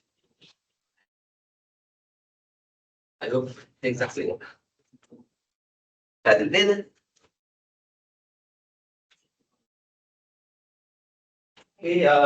we were talking about operations capacity management process, capacity planning process. And during the next 30 to 45 minutes, let's try to get some more details about some of them and try to complete this part if possible. Right. When it comes to assessing operations capacities, at the beginning we identified there are different, for different industries, different capacity measures are relevant. But you as a student should know when it comes to capacity measurements, in decision making, there are these 3 important measures that are useful. Right? How many measures? 3. So capacity measures. One is called design capacity, and the other one is called effective capacity, and the third one is actual. Let's quickly understand these 3 and their differences. This might be useful even when you think of your assignment, when you try to complete your assignment as well. Now, there is this concept. We call it design capacity. Right? Design capacity. So how can we define it? It is the maximum theoretical output of an operating unit, operating resource. Maximum theoretical output that it is designed for. Technically. Right. So normally expressed as a rate. Say for an example, one example given here for design capacity. So this is a PepsiCo company producing chips. They have machines at Frito-Lay that are designed to produce 1,000 bags of chips per hour. And that production plant operates for 16 hours per day. And if you are to calculate what we call design capacity of the factory that it is designed for, so this is how we calculate it. So this has a production line that can produce 1,000 bags of chips per hour. And the factory operates for 16 hours. So what is the design capacity then? 1,000 into 16, 16,000 chips bags within a day. That is the design capacity. That is, when the resource is operating at ideal conditions, what is the maximum output we can theoretically expect? This is the maximum level. That is called design capacity.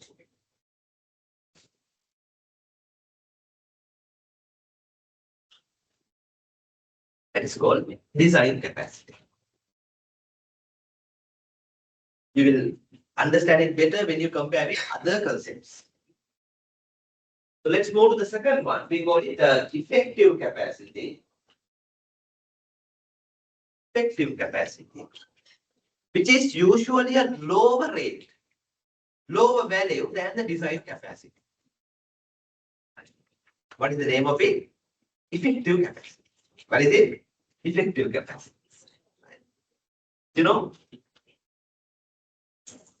some resources are designed to have certain level of capacity, but practically, due to some reasons, due to some conditions, we cannot realize the full capacity. There can be some amount that we lose. When we reduce that normal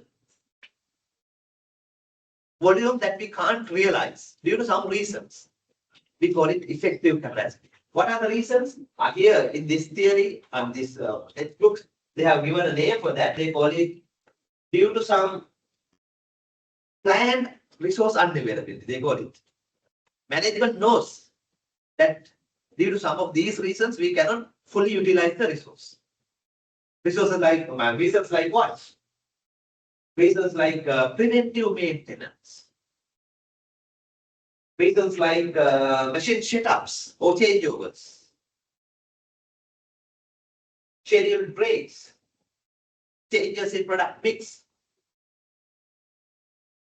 What do you mean by PM? Preventive maintenance? Preventive maintenance. Well, preventive. You know, maintenance? Your machinery, the production lines and everything should be maintained. Right? And changing spare parts, changing oil, and keep them ready for the better performance and all. So that is maintenance, preventive maintenance. Before machine broken down, some adjustments are needed. And for that, you'll have to allocate few minutes to few hours sometimes, per day, per week. The amount of hours you're going to lose for such, we call preventive maintenance hours. You can't produce during those hours. Clear? So we have to reduce that amount of production, then calculating the effective capacity.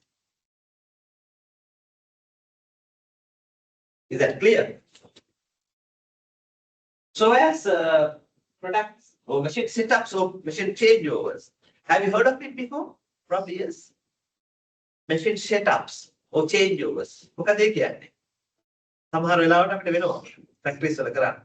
So what is that? Machine changeovers. You know, now one batch of production is going on. Let's say one type of biscuits, right? One size of let's say cream cracker, right? Now, when the batch is over, batch production is over, now that process should be rearranged to mega size, family pack, right? And that takes time.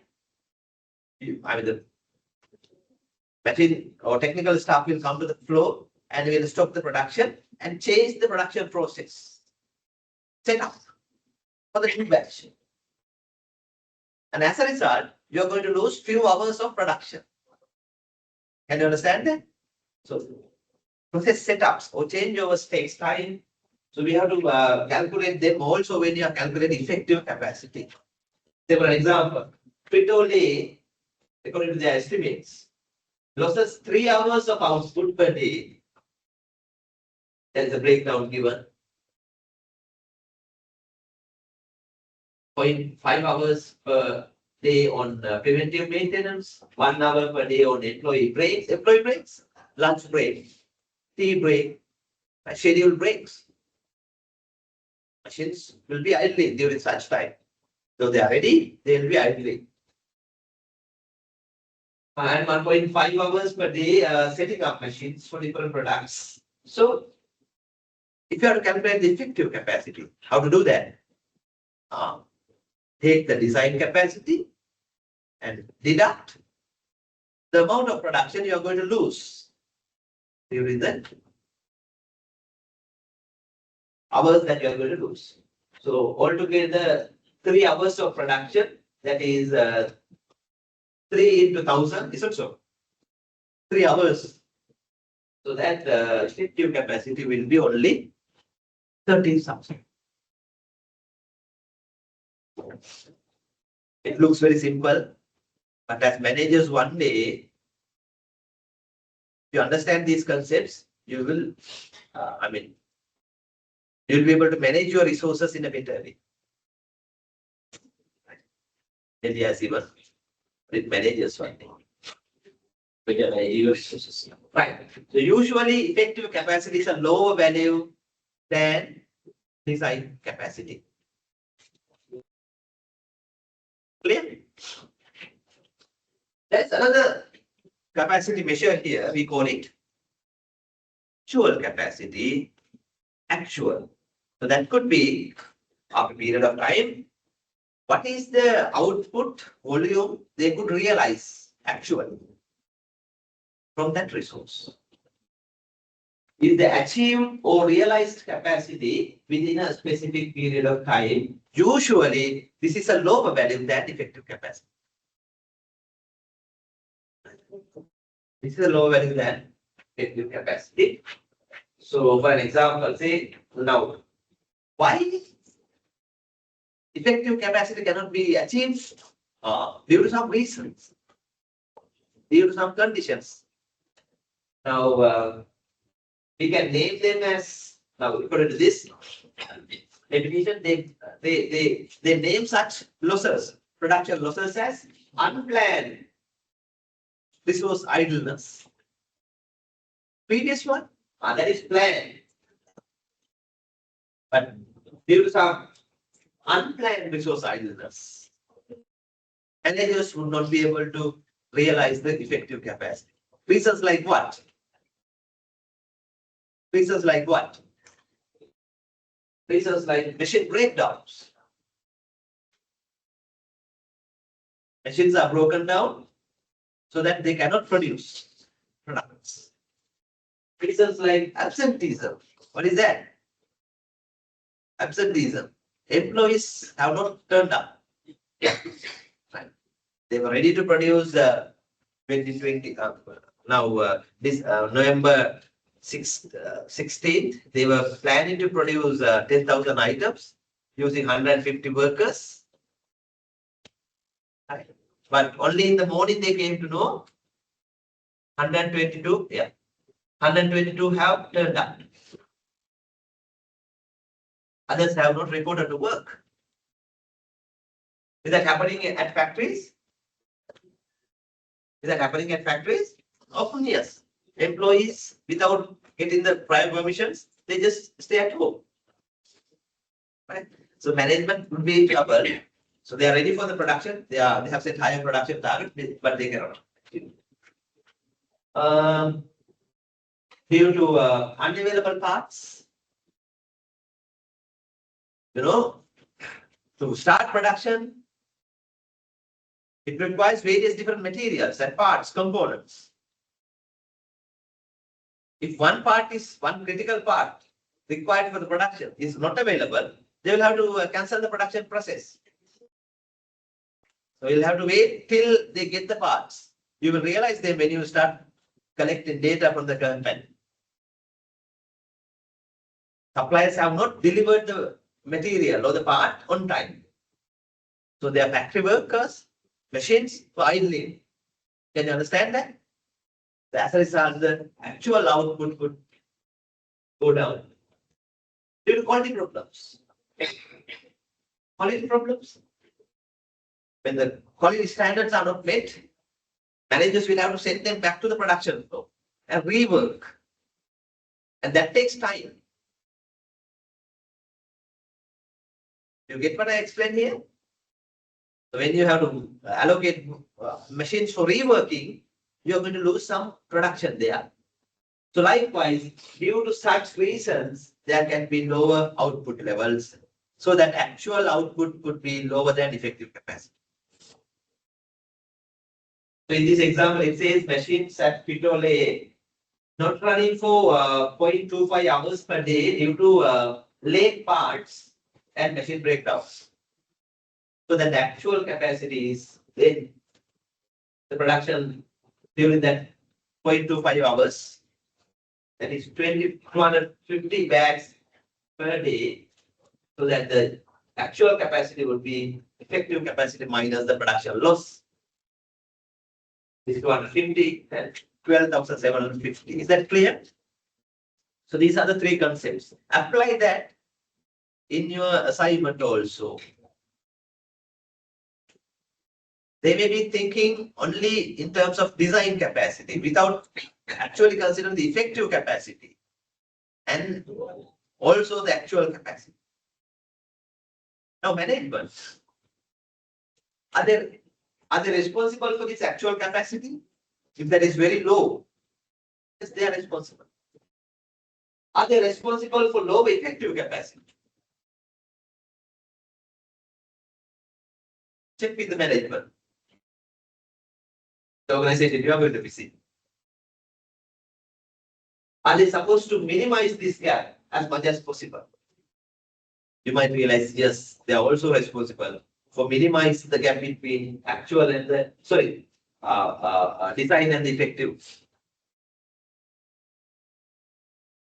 In line the same, we have these two capacity ratios often used that you should know.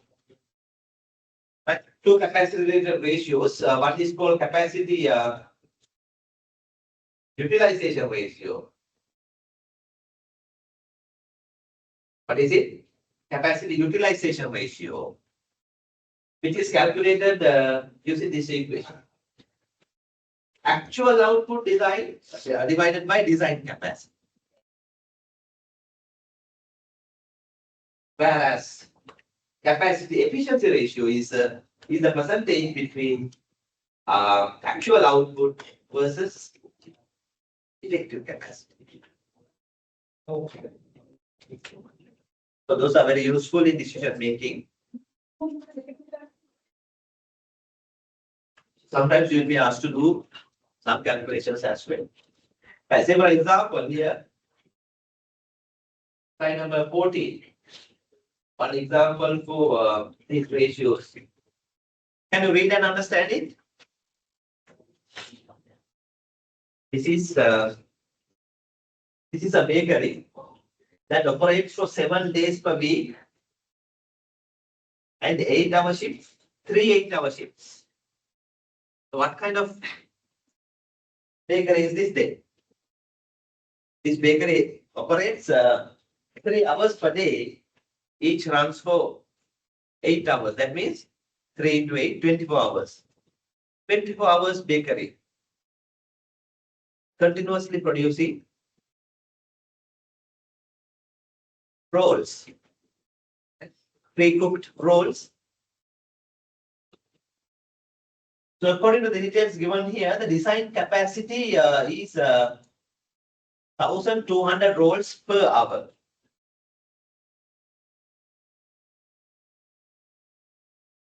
The effective capacity according to their estimates is 175,000 rolls. Actual production for the last week is 148,000 rolls. The provided such details. And if you have to calculate the design capacity, how to calculate the design capacity? Using the information provided. Yeah. So design capacity is 1,200 rolls per hour. It operates for 3 8-hour shifts into 7 days. So altogether, 1,600 rolls, right, per week. Design capacity.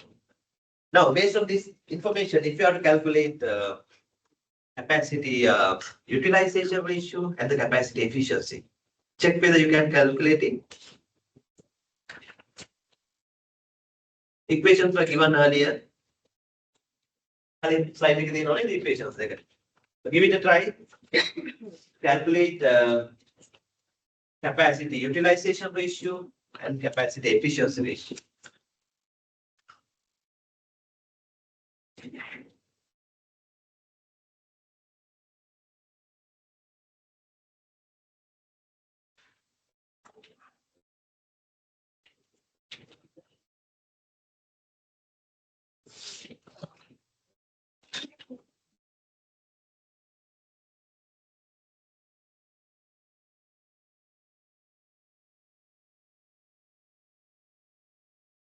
Those are two important capacity related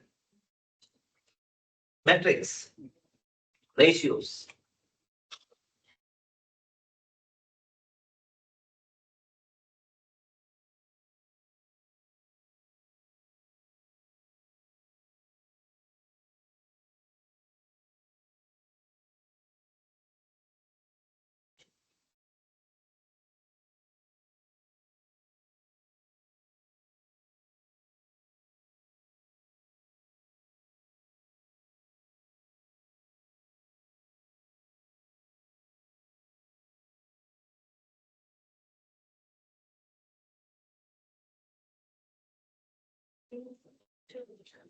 If you manage to calculate it, check the answer with the next two slides.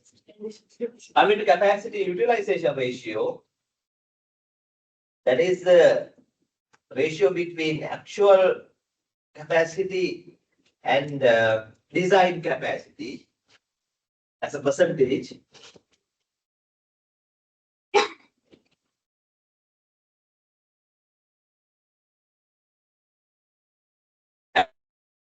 And it comes as 73.4%. Utilization ratio. I hope you can understand the calculations.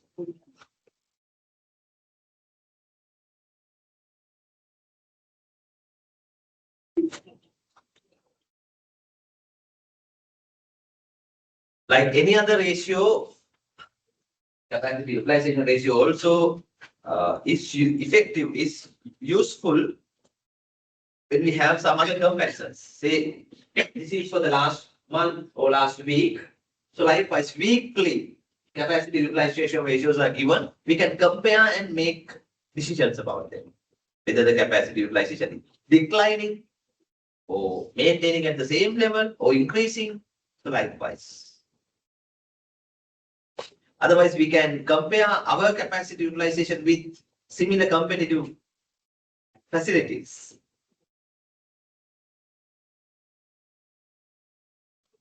That is the purpose of ratios, right? We can compare similar facility over a period of time. So this rolls production process. So each week, what's happening to the utilization? Is it increasing or declining? We can compare. What do you think? As management, what would they prefer? Lower utilization ratios or higher? Of course, higher. Right? Of course, higher ratios. Moving to the second one, that is efficiency ratio. Capacity efficiency, that is calculated between the two, that is actual versus effective capacity. As a percentage. Check whether you can understand the calculations. Those who are connected online, if something is not clear, please ask question.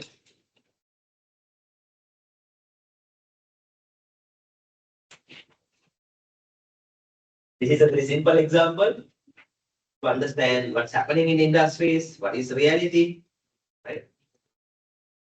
With simple information like this, you should be able to imagine the situation in different industries.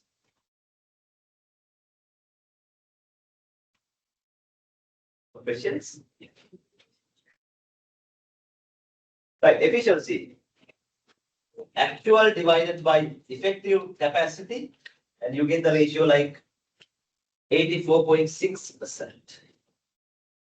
Efficiency ratio is 84.6%. Clear?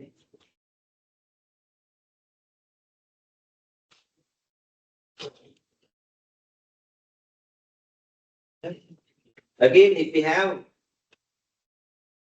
other efficiency ratios, like for the other weeks or for similar other companies, we can compare it and make a comment.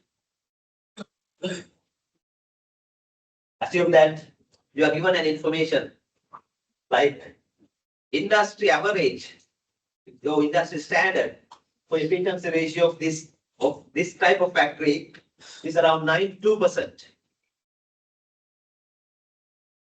You provided some additional information.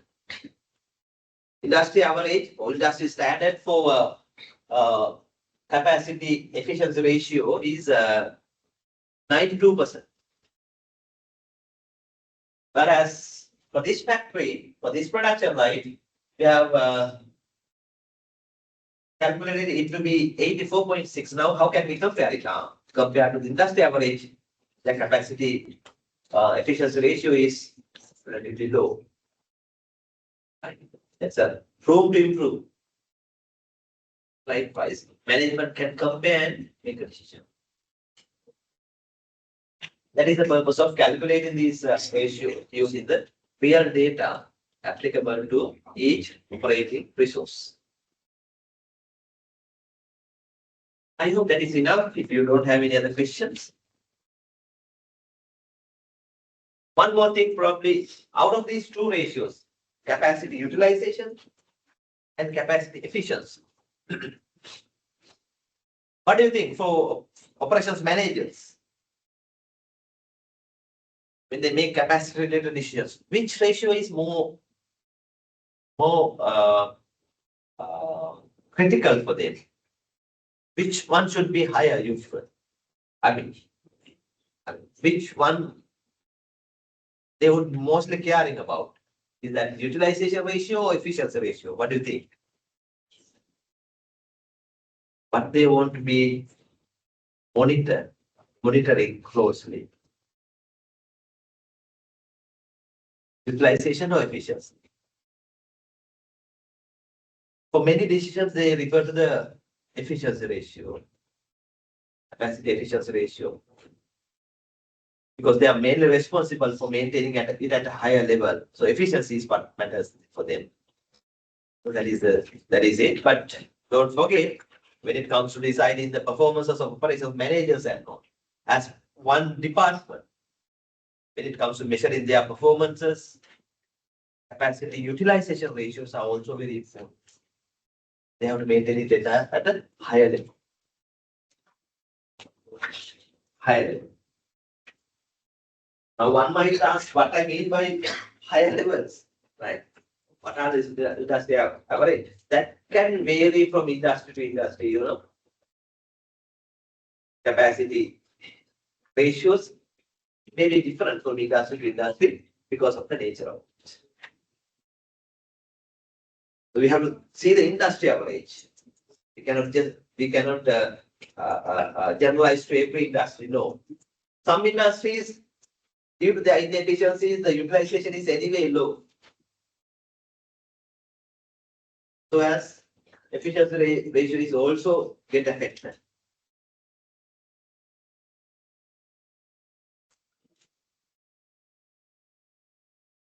So it may vary from industry to industry. So you can check with the organization you are going to visit. Do they closely monitor these figures, ratios, and do they use this information when they make capacity related decisions?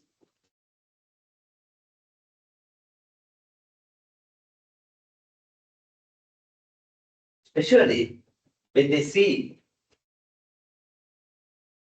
main differences, what do? Do they analyze the reasons and they try to improve the ratios and all? So that is what matters. Right. I think that is enough for the time being. Now, moving to identifying the other step, that is forecasting the capacity and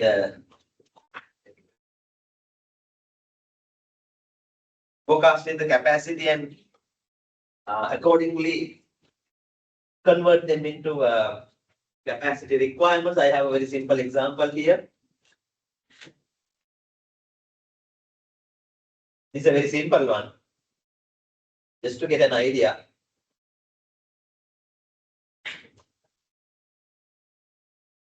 Assume that as a factory producing 3 items using 1 machine in a production line. They have only 1 machine to produce all 3 items, product 1, 2, and 3. These are the demand forecasts given.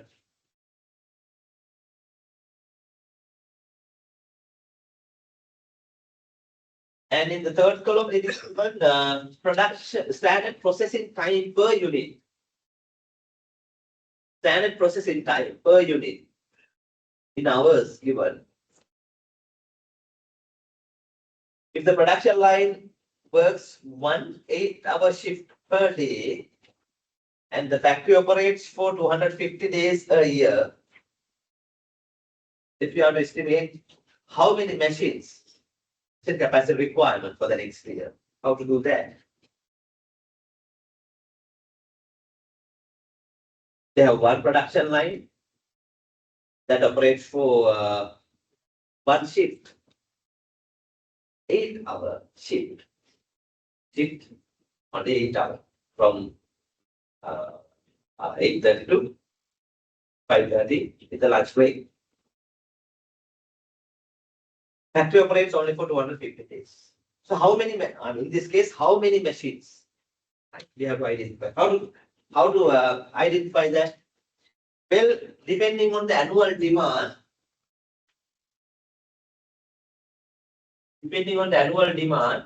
right?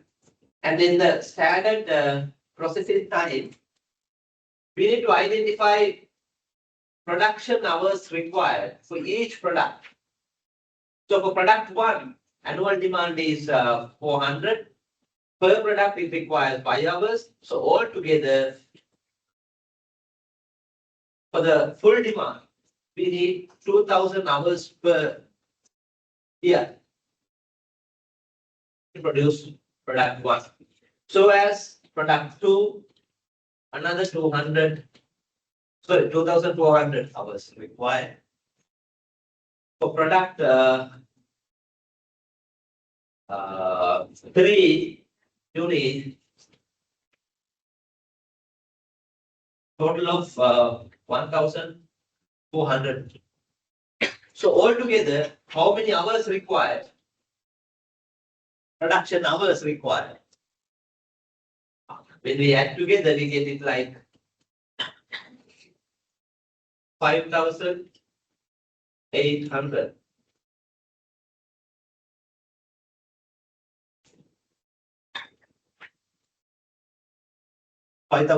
Listen, so that is what total capacity required, number of hours required. So it's a very simple example, just to get an idea.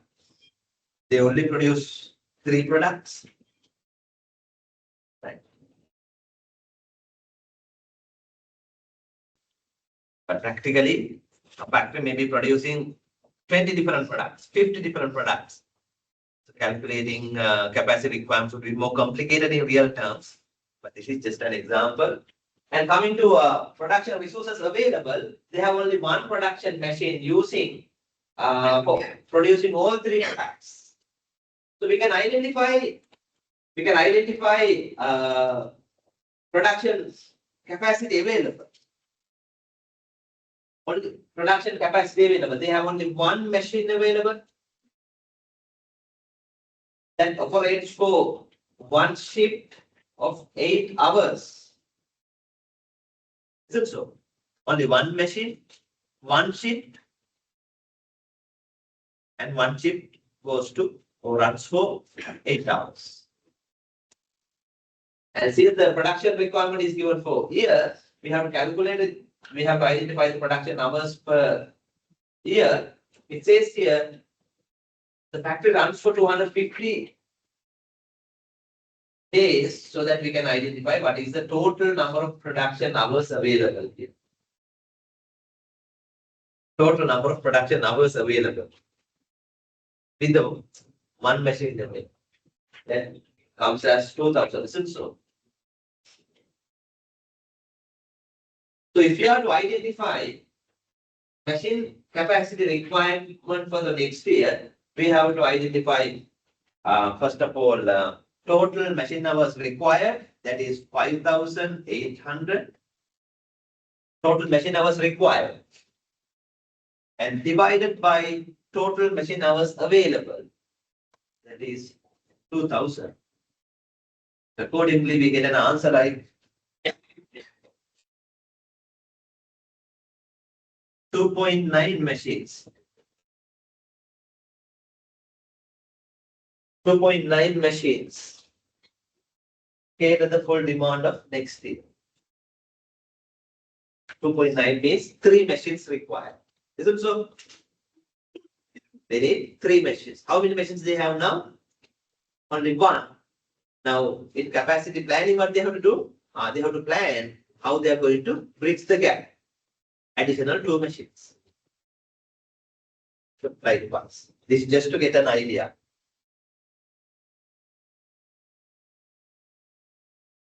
So, how many machines required for the next year? 3 machines. So, I mean, they have only one. So, that is when they have to plan.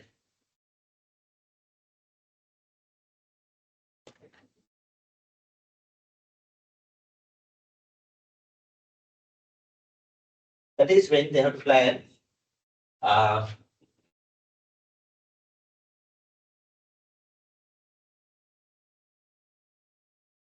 what are the different alternative ways to modify the capacity cell. Clear?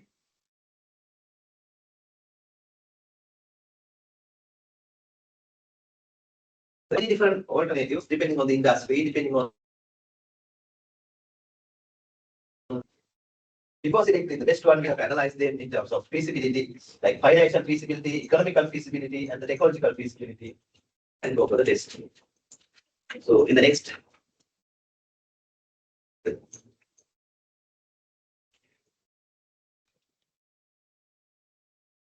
5 to 10 minutes, let's quickly identify some of those alternatives and complete the rest next week. So let's see what are the different capacity alternatives available. I'm moving to slide number 18 quickly to show you theoretically what are the capacity management strategies available for variables.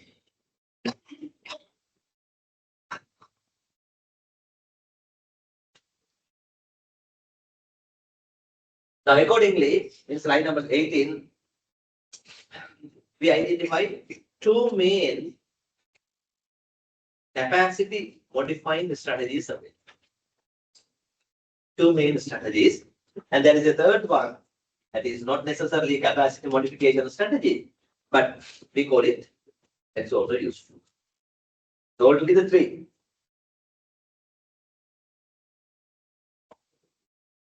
Thereafter, we identify under each strategy what are the different techniques available. So let's see the first one. Have you heard it before? Something called level capacity strategy. See, this illustrates it nicely. The graph here. The white line, that is the capacity of the factory. That is constant. That is level. That is stable. That means some companies, they're not ready to change the capacity. Right? Their capacity is constant. How about the demand? Demand may vary over a period of time. Then how they can bridge the gap? For that, they use some other alternative. So companies following that strategy, we call it level capacity strategy. They do not change the capacity to match with the changing instant capacity. To meet change in demand, there are different alternatives. See, now in slide number 20, you identify various different alternatives. Some of them are for level capacity strategy. We'll understand later. Especially the first one. If you can circle it, the first one is for such companies.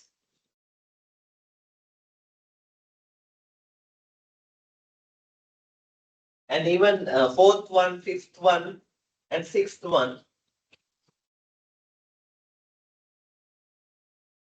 are for such companies. Especially seventh one. That is for such companies that are maintaining constant capacity. They do not change the capacity, but by doing other measures, by taking other strategies, they manage the demand and supply.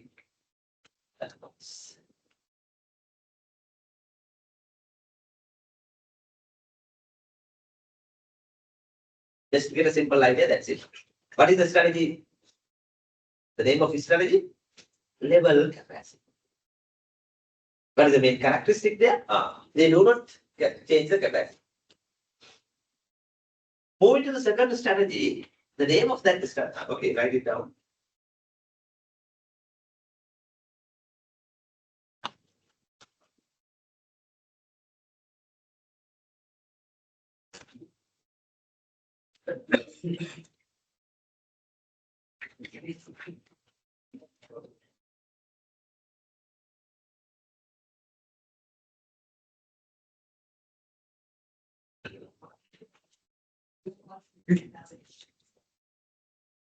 Right. I'm moving to the second one. That is also very useful in some other industries. The name given is chase demand strategy. Chase demand. The Namima Kino, as the term implies here, chasing the demand. Chasing demand varies, your capacity chase the demand. That means, now see, the demand varies over a period of time. Company adjust the capacity to match with the demand. When capacity increases, they increase the capacity. See the white line? When the demand increases, they increase the capacity.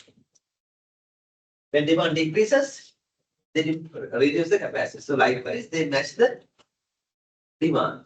They chase the demand.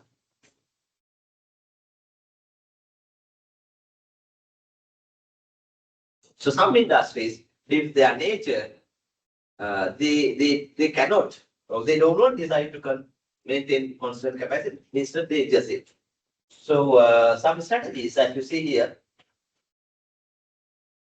especially the second one, is applicable for such companies. That is how they change the capacity. First one, second one. And then of course, fourth one can be used for that. Third one, of course, can be used for that. Second and third one are the most common strategies there. And then of course, seventh one. Now you might see seventh one is useful for other companies as well. Like yes, I mean the other previous company, yes. Sixth one is also useful for chase demand company. Companies having that strategy. Eighth one that is useful.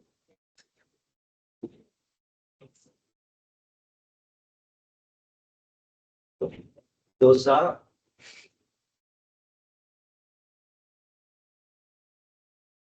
the second strategy. Chase demand. Now, when you visit the company for assignment purpose, check whether even the industry, even their resources and all, what it look like. Are they following level capacity strategy? Are they following chase demand strategy? Together with that, do they use a demand management strategy as well? As I told you, this is not a capacity management strategy, right? But this is also useful for what? For reconciling capacity demand. Reconciling a match. What has happened here in this strategy? What they call demand management. You may see now demand that may vary over a period of time, but through demand management, what they do is they smooth the demand. They adjust the demand to match with what? To match with capacity. Capacity is constant, right? They smooth the demand. Like initially, demand is low. Now see here, they have stimulate the demand to match with the market. Sorry, to match with the capacity. Here, demand is high. They have discouraged demand to match with capacity. So that strategy is called demand management. Usually not through operations resources, but through marketing. Various different marketing efforts. We'll discuss later. Right. That's also useful in capacity management. Understanding?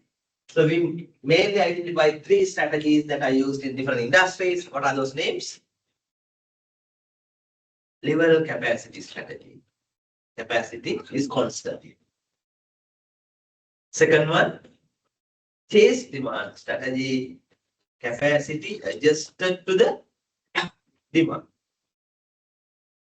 Parallelly, some companies can try the third one also. So that is called demand management. So by manipulating, by adjusting the demand, whether we can match it with the available capacity. Further details, specific strategies, tactics and all, we can discuss when we meet next week. What did we discuss today? We talked about an important area of operations management, that is capacity planning. We understood how important operations capacity for a business, especially for their operations. And we understood there are many issues when they don't have enough capacity shortages, or when they have excessive capacity. So why capacity management is needed? Accordingly, we identified a systematic process, 5-step process for managing capacity decisions. Right. We are in the process of completing them.